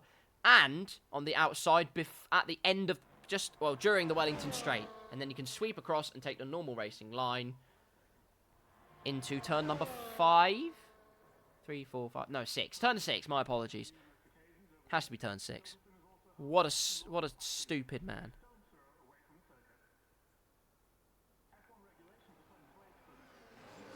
But let's see what qualifying throws up in the general direction of the general public. I'm about to find out, you're about to find out. Just soak it in and enjoy the first lap of qualifying in Blackout for the British Grand Prix. Riding on board with Dirkleton. Let's go for a trip. And he did go to the middle of the track briefly. Maybe would have wanted to stay in the middle initially. But brake as late as you dare into turn number 3. Very nicely done. And then darting the nose in to that left-hander. Full throttle through to the floor. Using the curb on the exit. Want to go to the middle of the track. And he's gone sort of to the middle of the track. Might want to do it a little bit more aggressively in future laps. But it is a comfortable first sector for Dirkle's toes. Through Luffield, straighten out the steering wheel as quick as possible. Full throttle as early as possible. And that will make all the difference. Because now the momentum carries on through Woodcote and into Copse Corner. Full throttle through Copse. And again, the F124 handling model rearing its otherwise very ugly head. Through Maggots, Beckett's, and all of the rest, and sweeping onto the hangar straight. Named so because there used to be a war airbase at Silverstone, which is what the original track was constructed on. Nowadays, a fully fledged Grand Prix circuit, one that is adored by all Formula 1 fans everywhere. Through the final 2 corners, keep it all together, clattering over that penultimate curb, but the handling model is so forgiving, it's not that much of a punishment. A 1 minute 29.1 to set the score. But now it's Captain Wilco. What marker can he lay down? Hopefully one just as much as he laid off employees at his superstore. It's a 1 minute 28.7. It's half a second quicker than Big Swimmer, who's actually changed his livery. Well, damn. Magico is on the move, deciding that silver is also, or silver or grey is the way to go. Reverting to an older livery, I think. Either way he goes. 4th fastest. Milo 5th currently with a 1 minute 31.5. But that is ERS permitting. Because now he is back on the move. Hoping other cars will get out of the way. But they are all ghosted. Well, Jamie Tarquin and Terziak are you telling me that if you're on an outlap you get ghosted. As Dirkleton has left the session, and there's people retiring already here. There's quite a lot of people. What is going on here? A lot of people retiring. Something's happened. I'm not entirely sure what, but loads of cars dropping out. They're dropping like flies here. It is probably, I assume... Oh, huge crash! Massive crash to the inside there for Terziak, or that was Jamie Tarquin, my apologies, who has absolutely demolished the barrier and, more importantly, himself. And there's an invite that I have received from Jimothy Lane. I will accept it in a second. There is chaos yet to be had. Lobby setting... Oh, that explains it. The lobby was set wrong. There you go. So we're off into another lobby. It is more standby to be done. Thank you, Wilco, for the information. And now we wait patiently for some F1 bonanza to begin soon.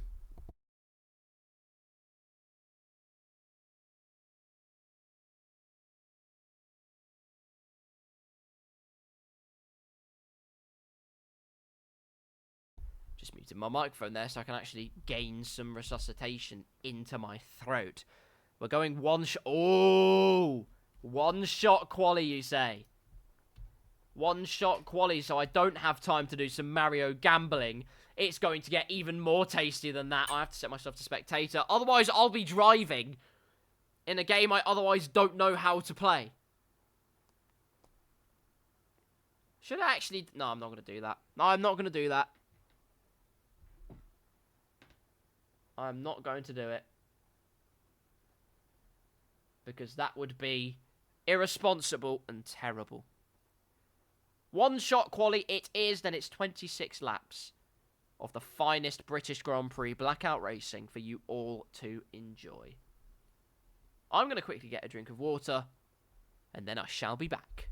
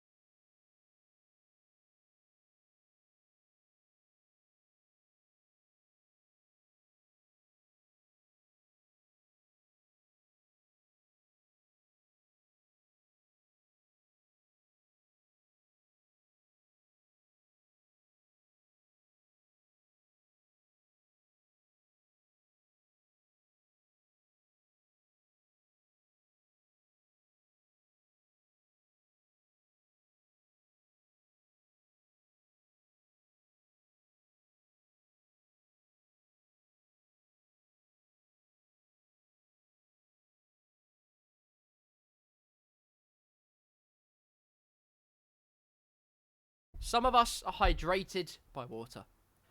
I'm saying that again. Some of us are hydrated by water. Others of us are hydrated by the ravishing racecraft of Formula One. And that's where we are now. Ladies and gentlemen, it is one-shot qualifying for the British Grand Prix. Oh my goodness me. It is happening.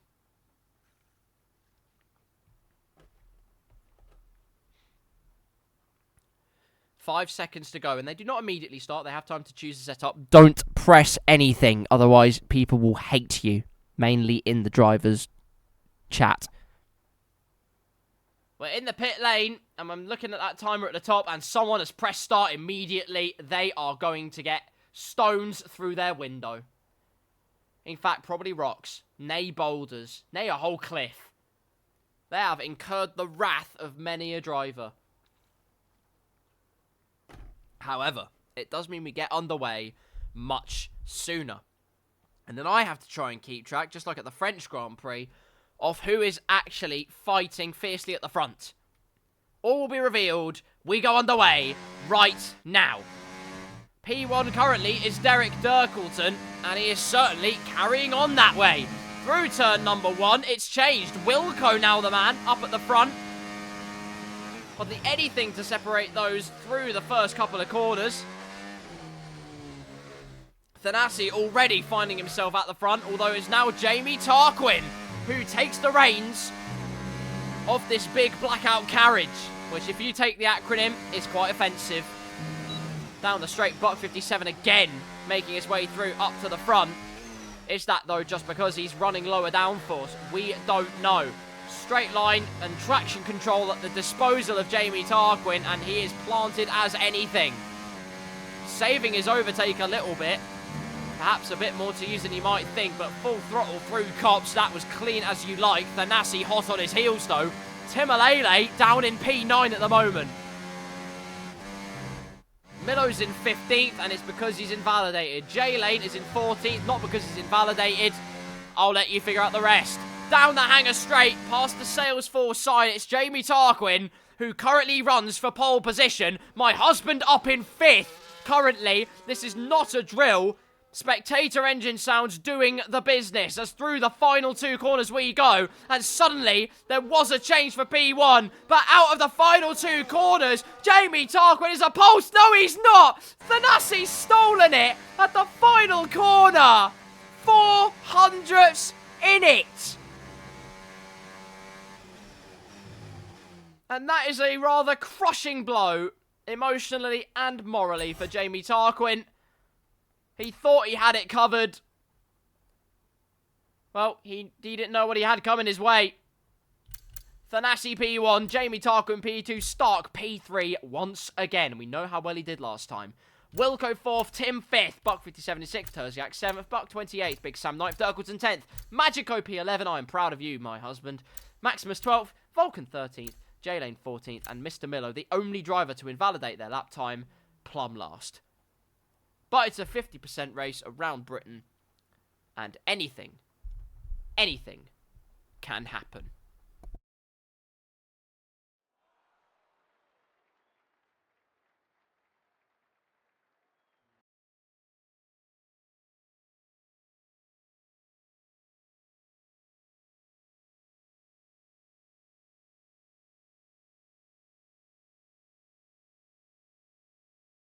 How can't you? Hello. Look at this. I've got a nice microphone. Haha.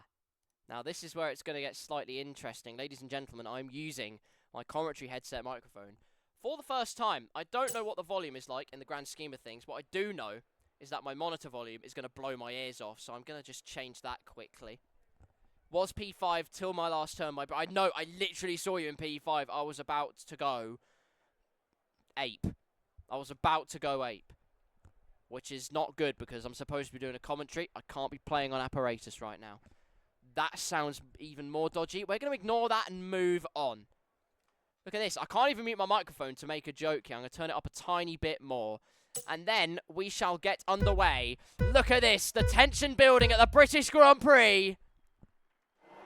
Lights out and away we go. It's a decent start for Thanasi once again, but it's an even... Oh no! Massive spin already for Wilco. Straight into barrier. Jamie Tarquin put up a huge fight, but Wilco's off. Buck 20's off. It's chaos behind. Milo already up into P10. Thanasi manages to hold the lead. Terziak's had a moment. He spun it round briefly. My husband takes back his P11. Good job, sir. But he's side by side with the Flying Scotsman, who goes round the outside. Now trying to get past. Jamie Tarquin, oh no! Backs off Thanasi! Off the road goes the pole sitter. And that was racecraft of a very, very vicious order. That looked pretty bad. Looked over the limit, I'll be completely honest with you. But Jamie Tarquin, either way, leads the Grand Prix of Blitten. Stark in P2. Tim's up to P3. Big Swimmer in P5. J-Lane's up to P7 from 14th on the grid. Milo's in P9. Thanasi demoted to P8. Good grief, that is quite the start to this race. And Buck 20 with front wing damage, unsurprisingly. And unsurprisingly, so does Wilco. Stark, though, is not waiting around. Down the inside goes the Williams driver when Codemasters fix equal cars. But he's through into P1. And it is go, go, go. But Jamie Tarquin, he's not waiting around at all. Look at that, hustling and harrying the diffuser of Stark. He feels like they can get out of a second. He knows he can compete for the lead of the British Grand Prix, but he's going to have to be a little bit patient here. Stark goes a bit wide through turn number 3, and it's going to open up the door, open the avenue for Jamie Tarquin to deploy the DRS, expunge his ERS, and make a dastardly dive, just like he did on the previous lap. No, he doesn't. He waits patiently this time around, which is good news for Stark, because Thanasi, he didn't wait patiently for him, and he's down to P8, although looking to rectify that straight away with a lovely Luffield move, although J-Lane contact probably made, gets a huge tank slapper, demoted down to P9. Now Mr. Millo is the one on his rear end. Good grief, it is all happening here. On lap number 2 of the Grand Prix, through Maggots and Beckett's after the Copse corner, and, well, Jamie Tarquin is looking keyed in. DRS being activated only after 1 lap is going to make all the difference for the leading fight. As through he goes, it's absolutely academic to the final dot, but slowly through Stowe he goes. Not the ideal line. Stark feinting to the inside to deter Tarkleton off of the racing line. It does not work. Does not work at all. And so it continues. The fastest lap of the race, albeit briefly, because Maximus is the man on the move. They make that Terziak in P8. Thanasi doesn't have DRS, but Terziak certainly will. Thanasi and Terziak working together. Did you have that on your bucket list? Or rather on your checklist? In your script book? If you did, that's an interesting one, but Terziak on the soft tyres might explain why, as with DRS to the middle of the track he goes. Vulcan's already got a 3-second time penalty, an average of just over 1 per lap is not a great number. Maximus though, chopping and changing directions. Look at the aerial view there.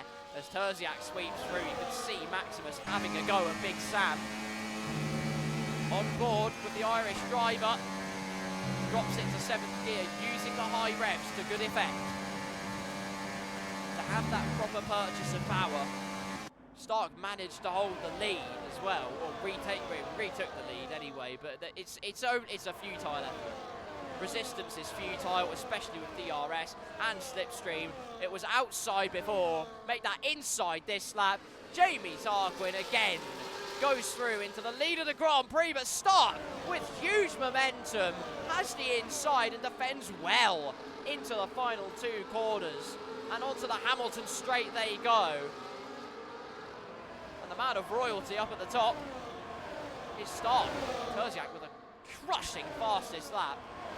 1 minute 30.1, almost dipping his very Scottish toes into the 1 minute 29s.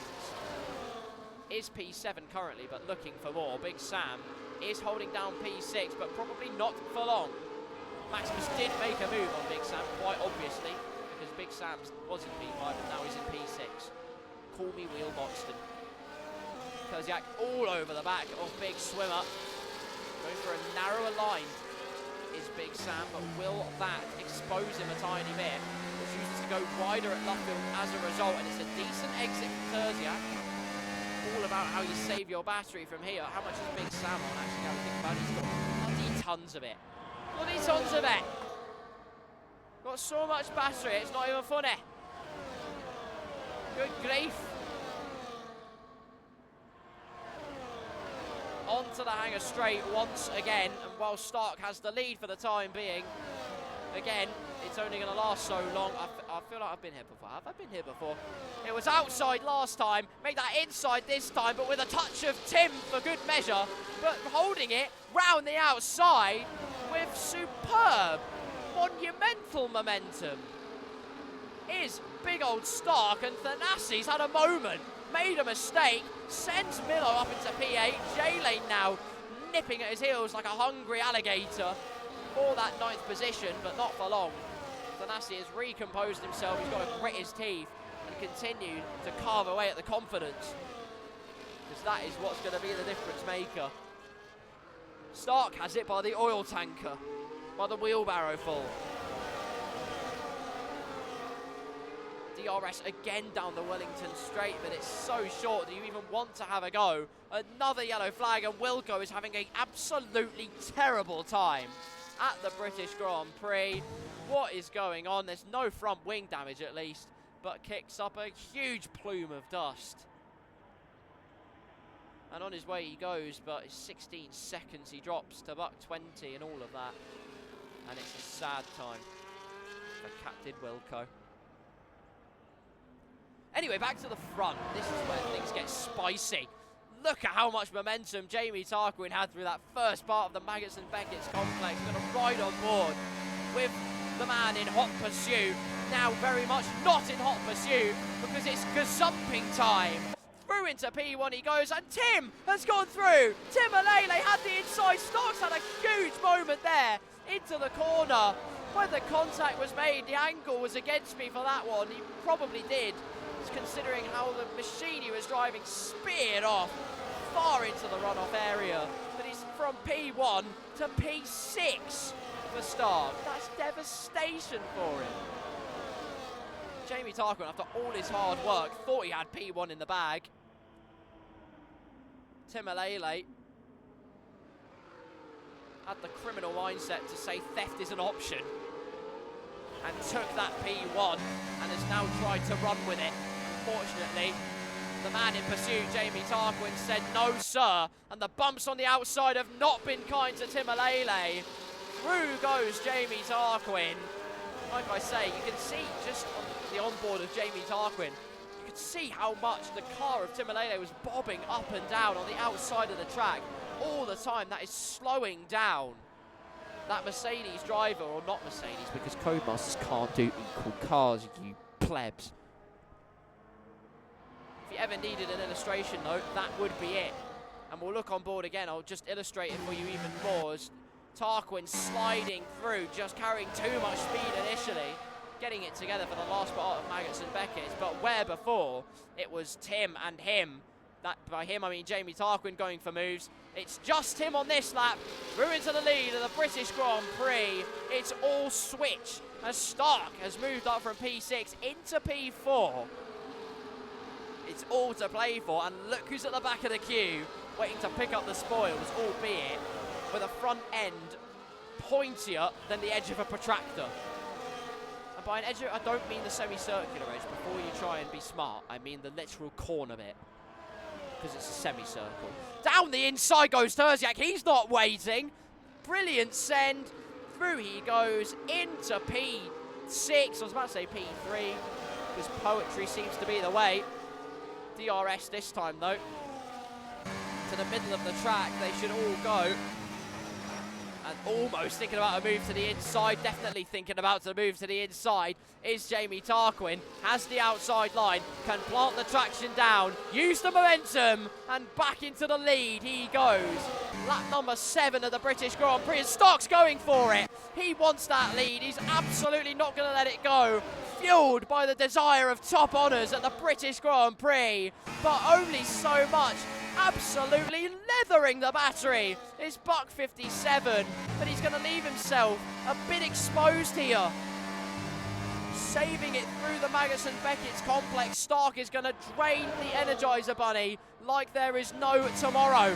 He's going to be on the attack. Through he goes, not on just one, but on Jamie Tarquin as well. He's giving it a damn good go as he has the outside line for the penultimate corner. Surely it'll be a stout defence, but round the outside goes Stark, still side by side through the final corner onto the Hamilton straight. But Buck 57 is back on the inside, and there's a, oh my god, there's a car off. Millo's gone so far off, and that is quite clearly front wing damage. You saw an orange and white car spear off to the right hand side of your screens, and so did I, as the gravel was absolutely sent flying up into the atmosphere. And it was Millo, the podium man at the Austrian Grand Prix, who experienced this Spain certainly without the S at the British Grand Prix. Big Sam and Maximus having a good tussle though. Look at that, Terziak's into P5. Well, Big Sam at least is trying to claim back P6 in this race. feeling like the psychological advantage is in his favour. And Thanasi, despite that moment, is now back on the rear end of this queue in P8. Just over half a second is what separates the Greek man from the gods up above. The top 7 positions beckon. Timalele had enough of a lead to have P1 still in his name. Stark feints to the inside, sends Jamie Tarquin a tiny bit off the racing line, but will try and go to the inside at the penultimate corner. Meanwhile, it's Terziak who pulls the trigger first out of all of the leaders. He is the man who is the visionary on only lap number 9 of this Grand Prix. It must be hard tyres. It's not, it's mediums. Forget what I said. Despite that, according to the track map, it was a purple Sector 3, despite being in the pits. God is dead and we have killed him. Also into the pit lane is Milo, although he had no other choice because he has the front wing and downforce capabilities of a chinchilla. Up at the front, it's Jamie Tarquin trying to go down the inside. He's having to use defence, well, turn defence into attack because Stark all the time is assassinating his diffuser, his rear wing, every other rearward part of his car and possibly of his body. It's a restraining order waiting to happen.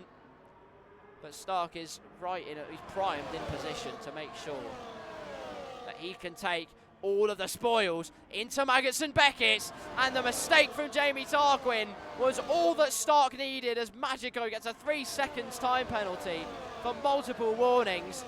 Stark will have DRS, inherit that rear wing flappage, inherit that slipstream, use it to good effect. Whether it's a move on this lap remains to be seen, but before your very eyes, Stark, who was in P6 not but a handful of laps ago, takes back the lead of the British Grand Prix. Desire demonstrated to its fullest. Stark on the move, and now, once again, you have to feel for Jamie Tarquin in some way. He's been P2 for so long. He thought the lead could have been his on multiple occasions. It just hasn't happened for him. Big Sam got a time penalty, a 3 second time penalty, while all of that was happening, by the way. Thanasi got up into P6, now is in pursuit of Maximus, who has got back in well within DRS range of Buck 57 of Jamie Tarquin and Timalele of Stark. All again, not choosing to use the middle of the track where the bumps are located. It's all getting very interesting. Left field exit for Jamie Tarquin looked to be the way forwards. I've just turned on the spectator menu. What am I doing? Through Cops we go. Even without DRS, look at how powerful that slipstream is. Absolutely reeling in the big fish. That is the top step of the podium. Only on lap number 10 of this Grand Prix, though. Terziak gaining heaps of time on Vulcan. Albeit it's not been the best start of the race for him, as another switch for the lead is surely incoming. Stark won't let this one go without a fight. Holding it round the outside. It's easy to do. And Stark, absolutely inch perfect. That right there is the illustration of how to defend whatever position you might be in from an aggressor, an attacker that tries to be on the move. You can say, no sir, not today. 7 cars still in this DRS battle. 7! Good grief. How many Formula 1 cars does it take to change a light bulb? As many as you want, they haven't got arms. Through the Hangar Straight with Wellington Straight, my apologies once again, good grief, I'm not with it. Getting run down after the Goodwood Festival of Hash, but through the Luffield complex we go. Again, Stark gets a great exit out of there. Seems to be Jamie Tarquin's relatively strong point. There's a yellow flag, and J-Lane's had a moment. He's going for a spot of lawn mowing. If he gets a time penalty for corner cutting, Codemasters need to look at themselves in a mirror. But it does mean for Dirkleton, the Pro Club's phenomenon, he's into P8. I don't think he'll coin that nickname personally, but it's the one I've given him in this case. Again, Hanger Straight calls. It says it wants a battle. Timalele says, no problem, sir. I'll deliver. And just like the royal man, it's a postage stamp overtake. Through into Stowe. He was already ahead. Stark again, though. Look at the momentum. He's loving that Stowe corner complex. Tries to hold it round the outside. Could be a switchback. Oh, apologies. Moment. Right underneath the rear wing. Darting into the diffuser. Sucking the slipstream. All phrases you probably thought you wouldn't hear on a Formula 1 commentary, but it's what you're hearing today. Through village. Start ploughing through your village. That's bad. Now, do you stay in the slipstream because it's strong, or do you hold it into the middle of the track? Stark says the middle of the track's nice, and P1 is even nicer. Again, through into the first place on the road because he took the lead. Shock. If you ever needed a visualization of just how crazy Blackout's been on F1 24 so far, look at the bottom right of your screen and look at the top 7. 6, rather. It's Maximus and co-pit, but look at the top 6. You are kidding me. Look at how close together they are. Thanasi in all of this now up into P4, where he was a few seconds back after just a few laps of racing at the British Grand Prix. He's now gunning for the lead again. Good grief. Stark's done enough to stay ahead of Timalele on this particular lap. That is very good news for him. And who decides to pull the pit lane trigger next? The answer is no one, and we continue on our merry way. Looking at the gaps all around, I think it's about 24 seconds or so you need in order to hold your position. Currently, well, the top 6 have a gap of almost nothing. Then it's 15 seconds to Dirkleton, who I don't believe has made a pit stop yet. I'm pretty sure he hasn't, actually. The first of the cars that has pit is Maximus. Now, according to that, he is currently 22 seconds behind the train. Whether he's 22, he's not 22 seconds behind the leader yet, but he's catching the cars ahead at quite a rate of knots. And Terziak's not far behind him either. So these two could have the undercut of dreams. And it turns out, despite what my screen showed me, Terziak did put on the hard compound tyres. A smart decision, or maybe it was just a reflection of the gold rims just spicing up my life a bit too much. I don't know.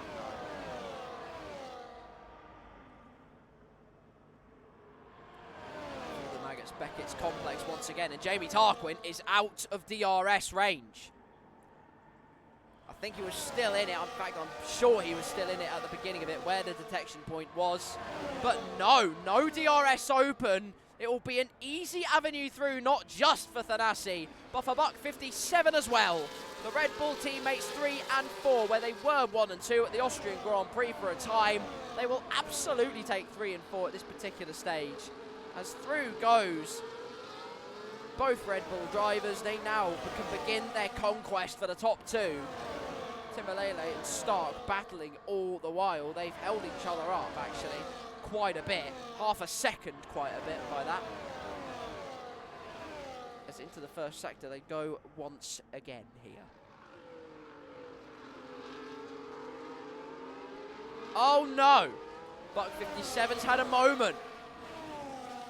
Has a little half spin, carries on very, very quickly, but Stark retakes the lead once again, and that is an absolutely rampant rocket ship on the Wellington Straight, that car with DRS. That is quite a statement. And now Timalele looking backwards briefly, I'm sure, because you can see Thanasi has managed to catch up rather alarmingly quick, all things considered. Was out of the DRS of this whole train, and that was gazumped the opposition as a result. Tim not waiting around, using that slipstream. But maybe it's a tactic from Stark a little bit, just being a bit slower, bringing Thanasi into play to give Timalele a harder time.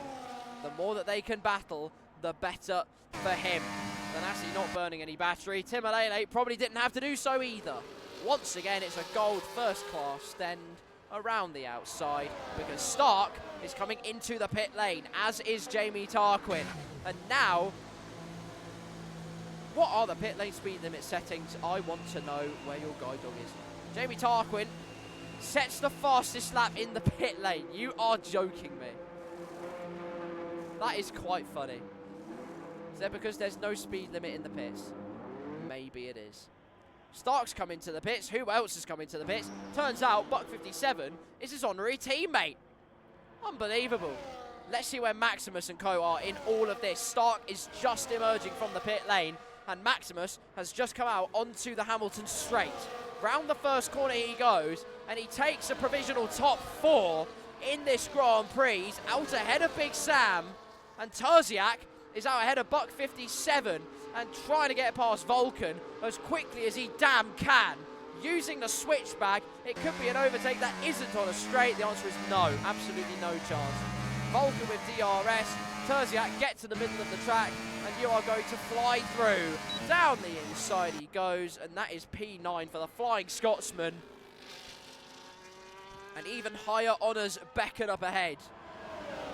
Stark in P4, there's a yellow flag. My husband, no! Having a little spinner, he had a little off moment, but actually held it extremely well, can I just say. Well done, you. Thanasi now has the lead of the Grand Prix and now pits. And I'm sure the pit lane speed limit is off. It is. It absolutely is, because they've all flown into it, and I'm sure there's going to be a fastest lap set. Yep, there is. A 1 minute 29.2. That's not going to be beaten. What is this game?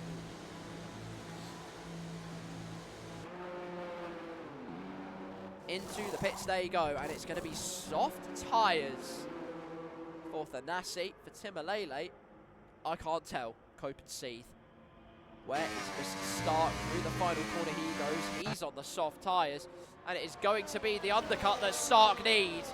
As through into the lead of the British Grand Prix he goes. Jamie Tarquin moves up into provisional P2 of the British Grand Prix and will have DRS to help defend from Thanasi. Stark, albeit, has DRS of his own on Derek Dirkleton. 6 tenths behind as they enter this complex, staying away from the bumps on the right-hand side. And now, ladies and gentlemen, a clear demonstration of how powerful the tyres are. Dirkleton stays off the racing line, pin the power down to the floor, use a bit of battery. Dirkleton's not going to make it easy. Do anything but make it easy. Good grief.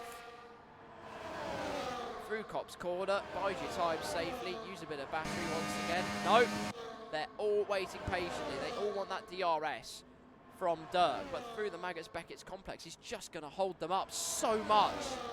Stark, Thanasi won't have DRS. Stark certainly will, as will Jamie Tarquin, who's right on the back end of Stark. Could have a chance, didn't take the outside line, will have the inside line though. And through they go into 1 and 2 of the British Grand Prix.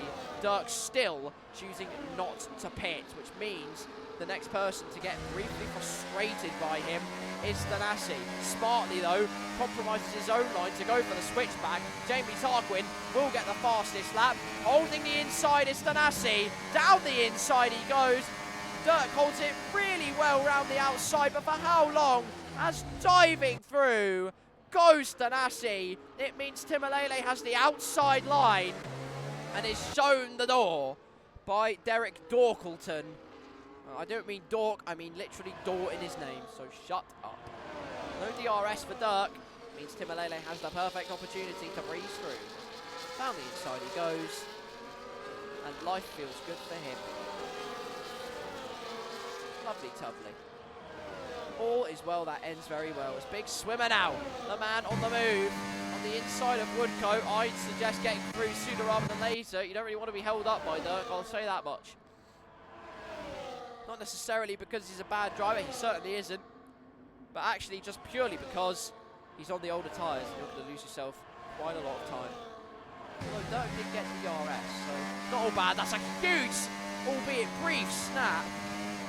Well held by Dirkleton, but now with DRS and ERS and fresher tyres alike, Big Sam can sweep round the outside and have P5 in his clutches. Going into lap number 18 of the British Grand Prix. Jamie Tarquin has the lead, Stark in P2. Another fastest lap for Jamie Tarquin.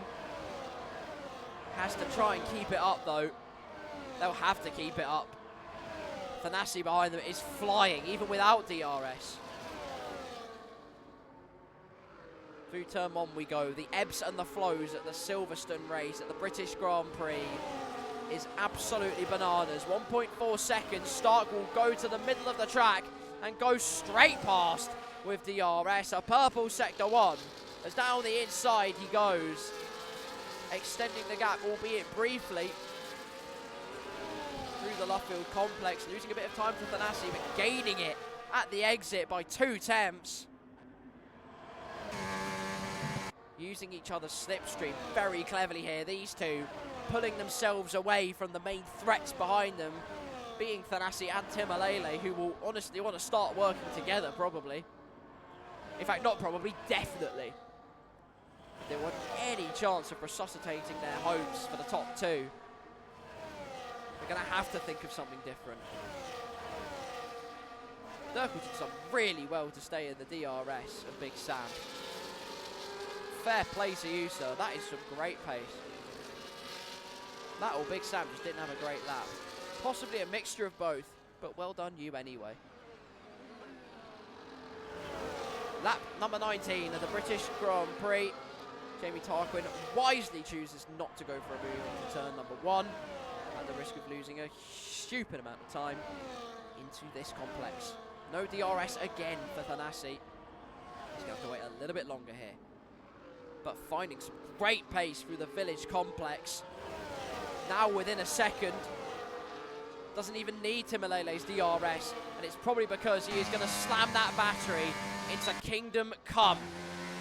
And he certainly has. But if Jamie Tarquin knows this, he can just push himself and get himself out of the DRS. Let's see if he does. Probably not. Oh, he's using it. He's certainly be using it. Thanasi's combating that by deploying it himself. And he will get DRS. The dynamic of the race changes again then. Thanasi's done what he had to do on this lap to keep himself and, by extension, Timalele in contention. As Buck 57 gets through at the Maggots and Beckett's complex past Dirkleton into P6. Jamie Tarquin not getting the lead. Thought about it briefly, but Dirkleton actually fighting back against Buck 57. He's not done yet. Might have tyres that are extremely goosed, but you know what? Giving it absolutely everything. And that's, you can applaud him for that. You can absolutely applaud him for that. Milo, by the way, is back in combat, and it's with Mr. Vulcan. This is a spot for P11. And I'll tell you what, when J-Lane said, see you in P11 and 12, it's well, he's being actually scarily real towards Milo. Very scarily real. Because Milo is fighting for said P11. Again, down the Wellington straight. No change, but that 20 now only a matter of time left in this Blackout British Grand Prix. The first on F1 24. And again, it's been actually a very, very decent spectacle, you've got to say. Drivers still getting used to the handling model, not quite getting their bearings where it matters, but it makes for some of the most exciting and enticing racing you could ever ask for. It made Austria a delight to watch, and Britain absolutely beautiful, and we're still not done. Flurry of cars in the background heading through onto the hangar straight, one of which is Maximus, who we're on board with now. Was within 2 attempts, made a mistake, has got DRS, but it's put him well out of DRS of Dirkleton, who again has DRS on Buck 57. He's got mad pace in that car. Let me check pit stops quickly. Pit stops, he definitely hasn't stopped yet, I know that much. Yeah, 90, wait. No, he hasn't stopped. I was going to say, oh my God, had he already stopped, that would be a masterstroke from him. But still, with tyres that are 20 laps old, nearly 21 laps old, to be doing that is mightily good. Meanwhile, at the top, you would have seen it. Jamie Tarquin has a 3-second penalty, but there's fighting. Timalele down the inside of Thanasi. The 2 Ts going in wheel-to-wheel combat. The huge dogfight enters now through Luffield. Timolele like a rabid Rottweiler, nipping at the heels of his opposition. Into Cop's corner, the curb looking extremely bumpy, probably compromising momentum slightly. Tim is closing in all the while, no move presenting itself as we now head into the hangar straight. Can he do it?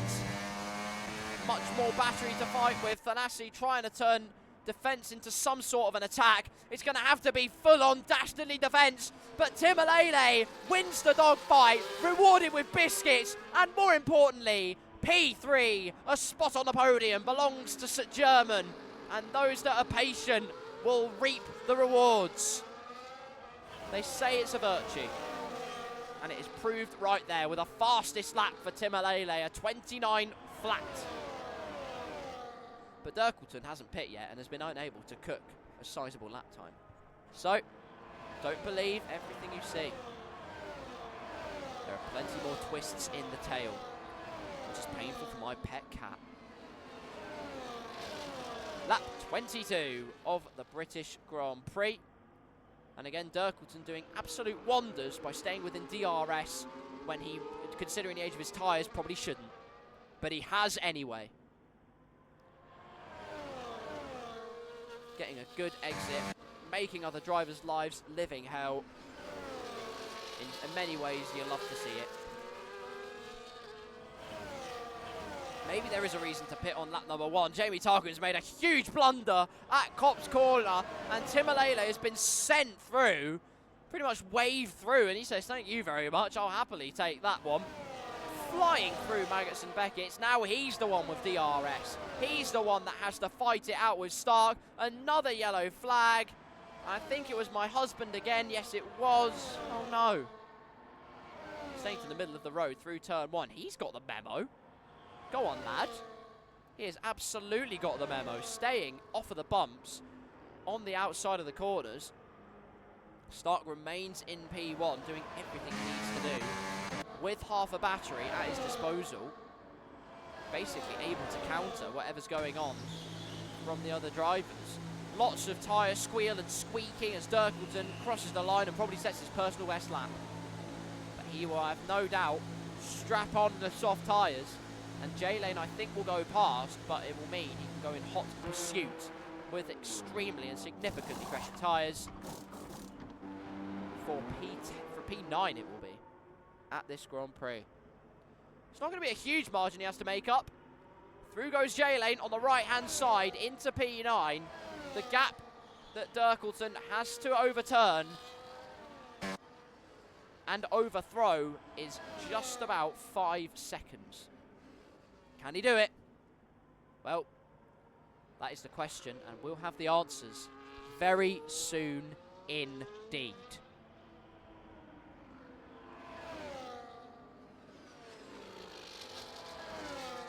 Lap number 23, and Stark still holding the lead of this race. Using just enough battery, but Timolele has saved a sizable chunk. Thanasi up into P3, Jamie Tarquin feeling like he can't really do anything now except watch and wait and hope that there's chaos up ahead with a time penalty is what he's going to have to do. As Terziak gets past Maximus on the hangar straight, into P7 he goes. And trying to continue his conquest forwards. Buck 57 the next target, but with tyres that are significantly fresher and softer, I believe. Yes, they are. So that makes things quite complicated. Onto the Wellington Straight, just under 3 tours to go of the British Grand Prix. And Stark is going to have to do the plays of his life in order to be able to do anything to secure the ultimate prize at the British Grand Prix. For one Williams car, it's been heaven sent. The other one, it's been hell on earth. 13th place. A spin right off the start line was not part of the status quo or the script. And he was hoping it would have been ripped up, but unfortunately not the case. Through Maggots and Beckett's, and it's going to be a Timolele trouncing with the help of DRS. I've almost out, no doubt at all, I elbowed my desk. But with ERS, It's inevitable, it's calculated, and switching to the inside to add even more fuel to the fire was Thanasi. Stark says, no sir, not today. Is it going to be a through goes Hamilton moment? Will we have one in Blackout? Stark outbreaks himself. Timalele has been sent to the outside. Yes it is. Thanasi almost makes it. A through goes Hamilton moment. Timalele now on the inside into turn 1. And it's switched back again. It's absolutely incredible racing all the way through the field between these three. Good God, that was brilliant to watch. Darting left, right and centre, almost a double overtake. The man who was Mercedes powered in season 15 in Thanasi almost made even more Blackout history. But with 1.5 laps of racing to go in the Blackout British Grand Prix, anything can still happen. Anything. Stark and Tim on about the same battery. Thanasi, the man with the advantage. Plenty of electrical panache. Just at the press of a button, he can deploy it, send it to his heart's content. Timalele using DRS in the slipstream, not going for the move. They are waiting until the final lap of the race. He and Stark didn't use battery. Stark playing this incredibly smartly, but will we see DRS play one last dastardly and deal a cruel blow of fate to Stark? We're about to find out on the last lap of the British Grand Prix. Any one of these three could potentially win it, and Timalele has to defend the inside and compromise his own line. Thanasi had a huge amount of momentum at his disposal, a rampant rocket ship towards the Wellington Straight, and Tim has the first roll of the dice with DRS, stays to the outside, and look at the bumps on the right hand side. What on earth is going on there? Sin Bionicle is saying best viewers on Cutley.west, the hyperlink. Guess what? Not true. The best viewers are the ones watching this final crushing crusade at the Blackout Racing League at the British Grand Prix. Stark has more battery than Timalele, who's right underneath his diffuser, watching and waiting for the pair of them to make their own mistake. Is Thanasi. One final push at the British Grand Prix on the hanger straight. Timalele to the outside, takes the lead. Thanasi trying to go around the outside, contact made, and Timalele has surely done it. Stark will have one more charge, goes to the inside, can't get it done. Tim has defended so well. Thanasi has a time penalty. Timalele has top honours at the British Grand Prix. It took until the final lap at the final main straight, but when it mattered most, he executed it excellently. Stark in P2 will, I assume, feel utterly devastated, but can hold his head up so high for fighting as valiantly as he did. Thanasi P3, Jamie Tarquin P4, Big Swimmer P5, Maximus 6th, Terziak in 7th, Buck 57 in 8th, and there's been a moment at the finishing line. Front wing debris is everywhere. Dirkleton almost made up that 5-second deficit, but it just wasn't to be on those soft tyres. Vulcan next across the line in P11. Milo using the pit lane for a shorter run to the line. As a result, gets ahead of Vulcan by 6.6 seconds. He finishes in P11. 3 still to cross the line. Wilco's one. Oh no! Doesn't see. He's blindsided to Buck 57. Crashes into him.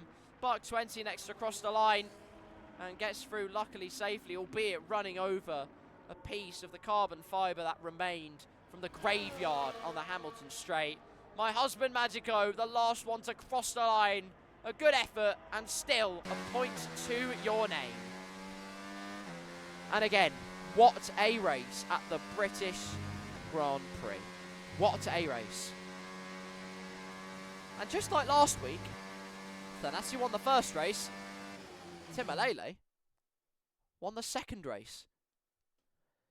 And if that is not poetry in motion, then I don't know what is. Terziak leaves the session, and probably F124 as a whole. If you want sanity, everyone should do that. But anyway, the podium celebrations are here, and you'd think they're all on the same team, but they're not. Timalele has the rest of the world flag next to his name. That's what he feels like he's conquered here today. Top step of the podium, the gold trophy is his. And, well, the gold, silver and bronze is a nice touch, but it's not quite the official Formula 1 trophies. They probably should look into that, but the 7-Up free is sprayed all over the shop. A clinking of the bottles there. A great fight between the top three all the way through to the end. I thoroughly enjoyed that race. The full complement of 33 points is Timalele's for the taking. Stark in P2, Thanasi in P3. Imagine he'll probably try and get that 3 seconds removed because that looked interesting. Jamie Tarquin in P4. Big Swimmer, P5. A top 7 and a top 5. That's good. Maximus Terziak, Buck 57, J-Lane, Durkleton, Milo, Vulcan, Wilco, Buck 20, and my darling husband finish off our order. I don't want to get much longer than this to read through the order at the end, but the game says no. So, there we are. And now, rather seamlessly, after that microphone showcase, and after the headset hotspot that I put myself in, we're going to switch seamlessly back to my other microphone. I hope that sounded okay. Honestly, I do. I don't know if it did, but I hope it did. And if it didn't, I can only apologise.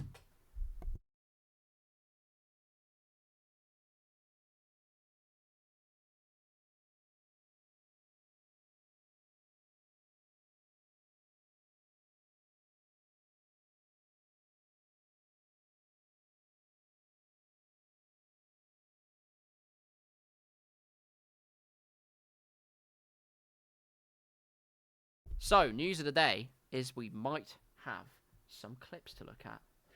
That is the situation. Although I am just looking. So the reason we had to just restart qualifying at the British Grand Prix is because Timalele had no tyres, no choice of weather conditions, and had just an exclamation mark for his choice of tyres, which is not ideal. But that is certainly what happened. There you go. Otherwise, Big Sam said he wants his 9 seconds worth of penalties removed, which is understandable. But what a day. What a day of Blackout racing it has been. So just to run through all things that happened today. The Austrian Grand Prix was absolutely crazy. 10 cars in the lead battle at the beginning of the race in the dry period. Then the rain came, threw some off kilter. Others had to steer their rudders into the pit lane at the correct time and sail on through. The man with the speedboat, though, was Thanasi. He made all the difference, claiming P1 by an astronomical amount. Big Sam P2 on the road, but with penalties, it was Milo who took P2 and Stark in P3. Still, great battling all the way through, thoroughly enjoyable. The same goes for the British Grand Prix. DRS training seemed to be very powerful. In fact, it was very powerful. But equally, again, it gave us some great battles. A lot of people still adjusting and getting used to this new handling model. And it shows in a lot of cases. But it also gives us some ravishing racing, my dear fellows. Absolutely wonderful stuff. In that race, in the end, on the last lap, on the final main straight, and defending to the last, Timalele made the moves and got top spots. The gold trophy goes back home to Brackley in Mercedes, and the Mercedes driver got the win in Britain, just like in real life. So, poetry in motion. Absolute poetry in motion. Second place, Stark. Again, defended valiantly all the way through. In a way, gutted for him. My drive of the day, personally. Just for how well he controlled it up at the front. Just the DRS was too powerful at the end. But well done to him. Terziak says, "Oh no." And F1, that perfectly describes F1 24. Well, what else is there to say other than what a week? What a week of Blackout racing. And as you can see from the calendar, this is what it is going to look like next week. Unfortunately, next week, I'm not here. I do apologise. I am away in the Lake District for a nice holiday. So I hope the 100% race goes very well. Please send me across some clips. I'll react to them as soon as I get back. I promise you. Enjoy your hollybobs. Thank yous. Thank you very much. I shall indeed. It should be good fun. We're doing like 3 places, to be honest. I'm ending up in the Lake District, but we're doing Derbyshire, Alton Towers for a day, and then Lake District. Should all be very good fun. But I will miss commentating on Monday, which absolutely sucks. But anywho, that is what I'm doing. Again, like I say, send me all your clips. I'll react to them.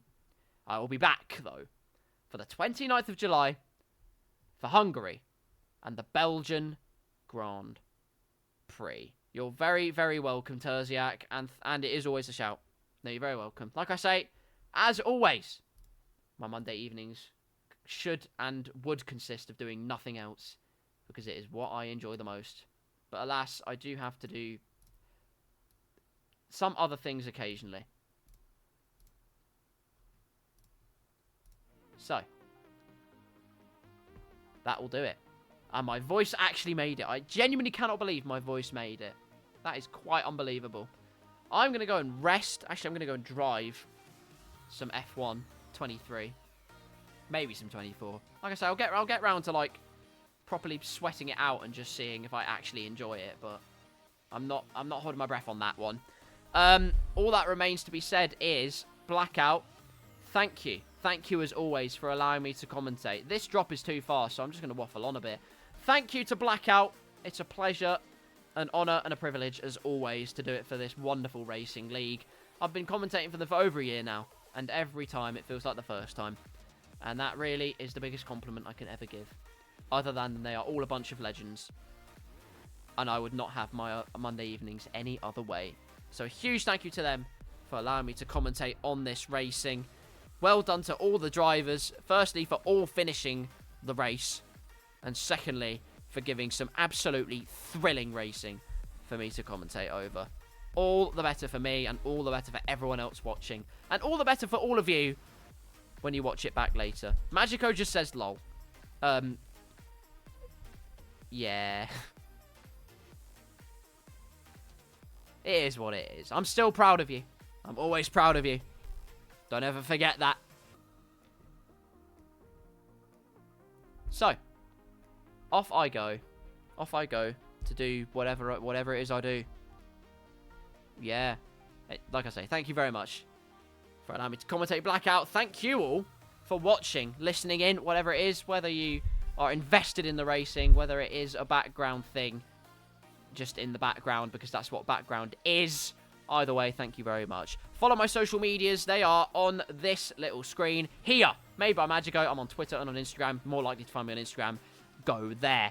Go to my YouTube channel, KarlsCars. All my commentaries are there. Follow Magico. Go to JLand3 on YouTube for the extra highlights. But until next time, thank you for watching. Love you all. Goodbye.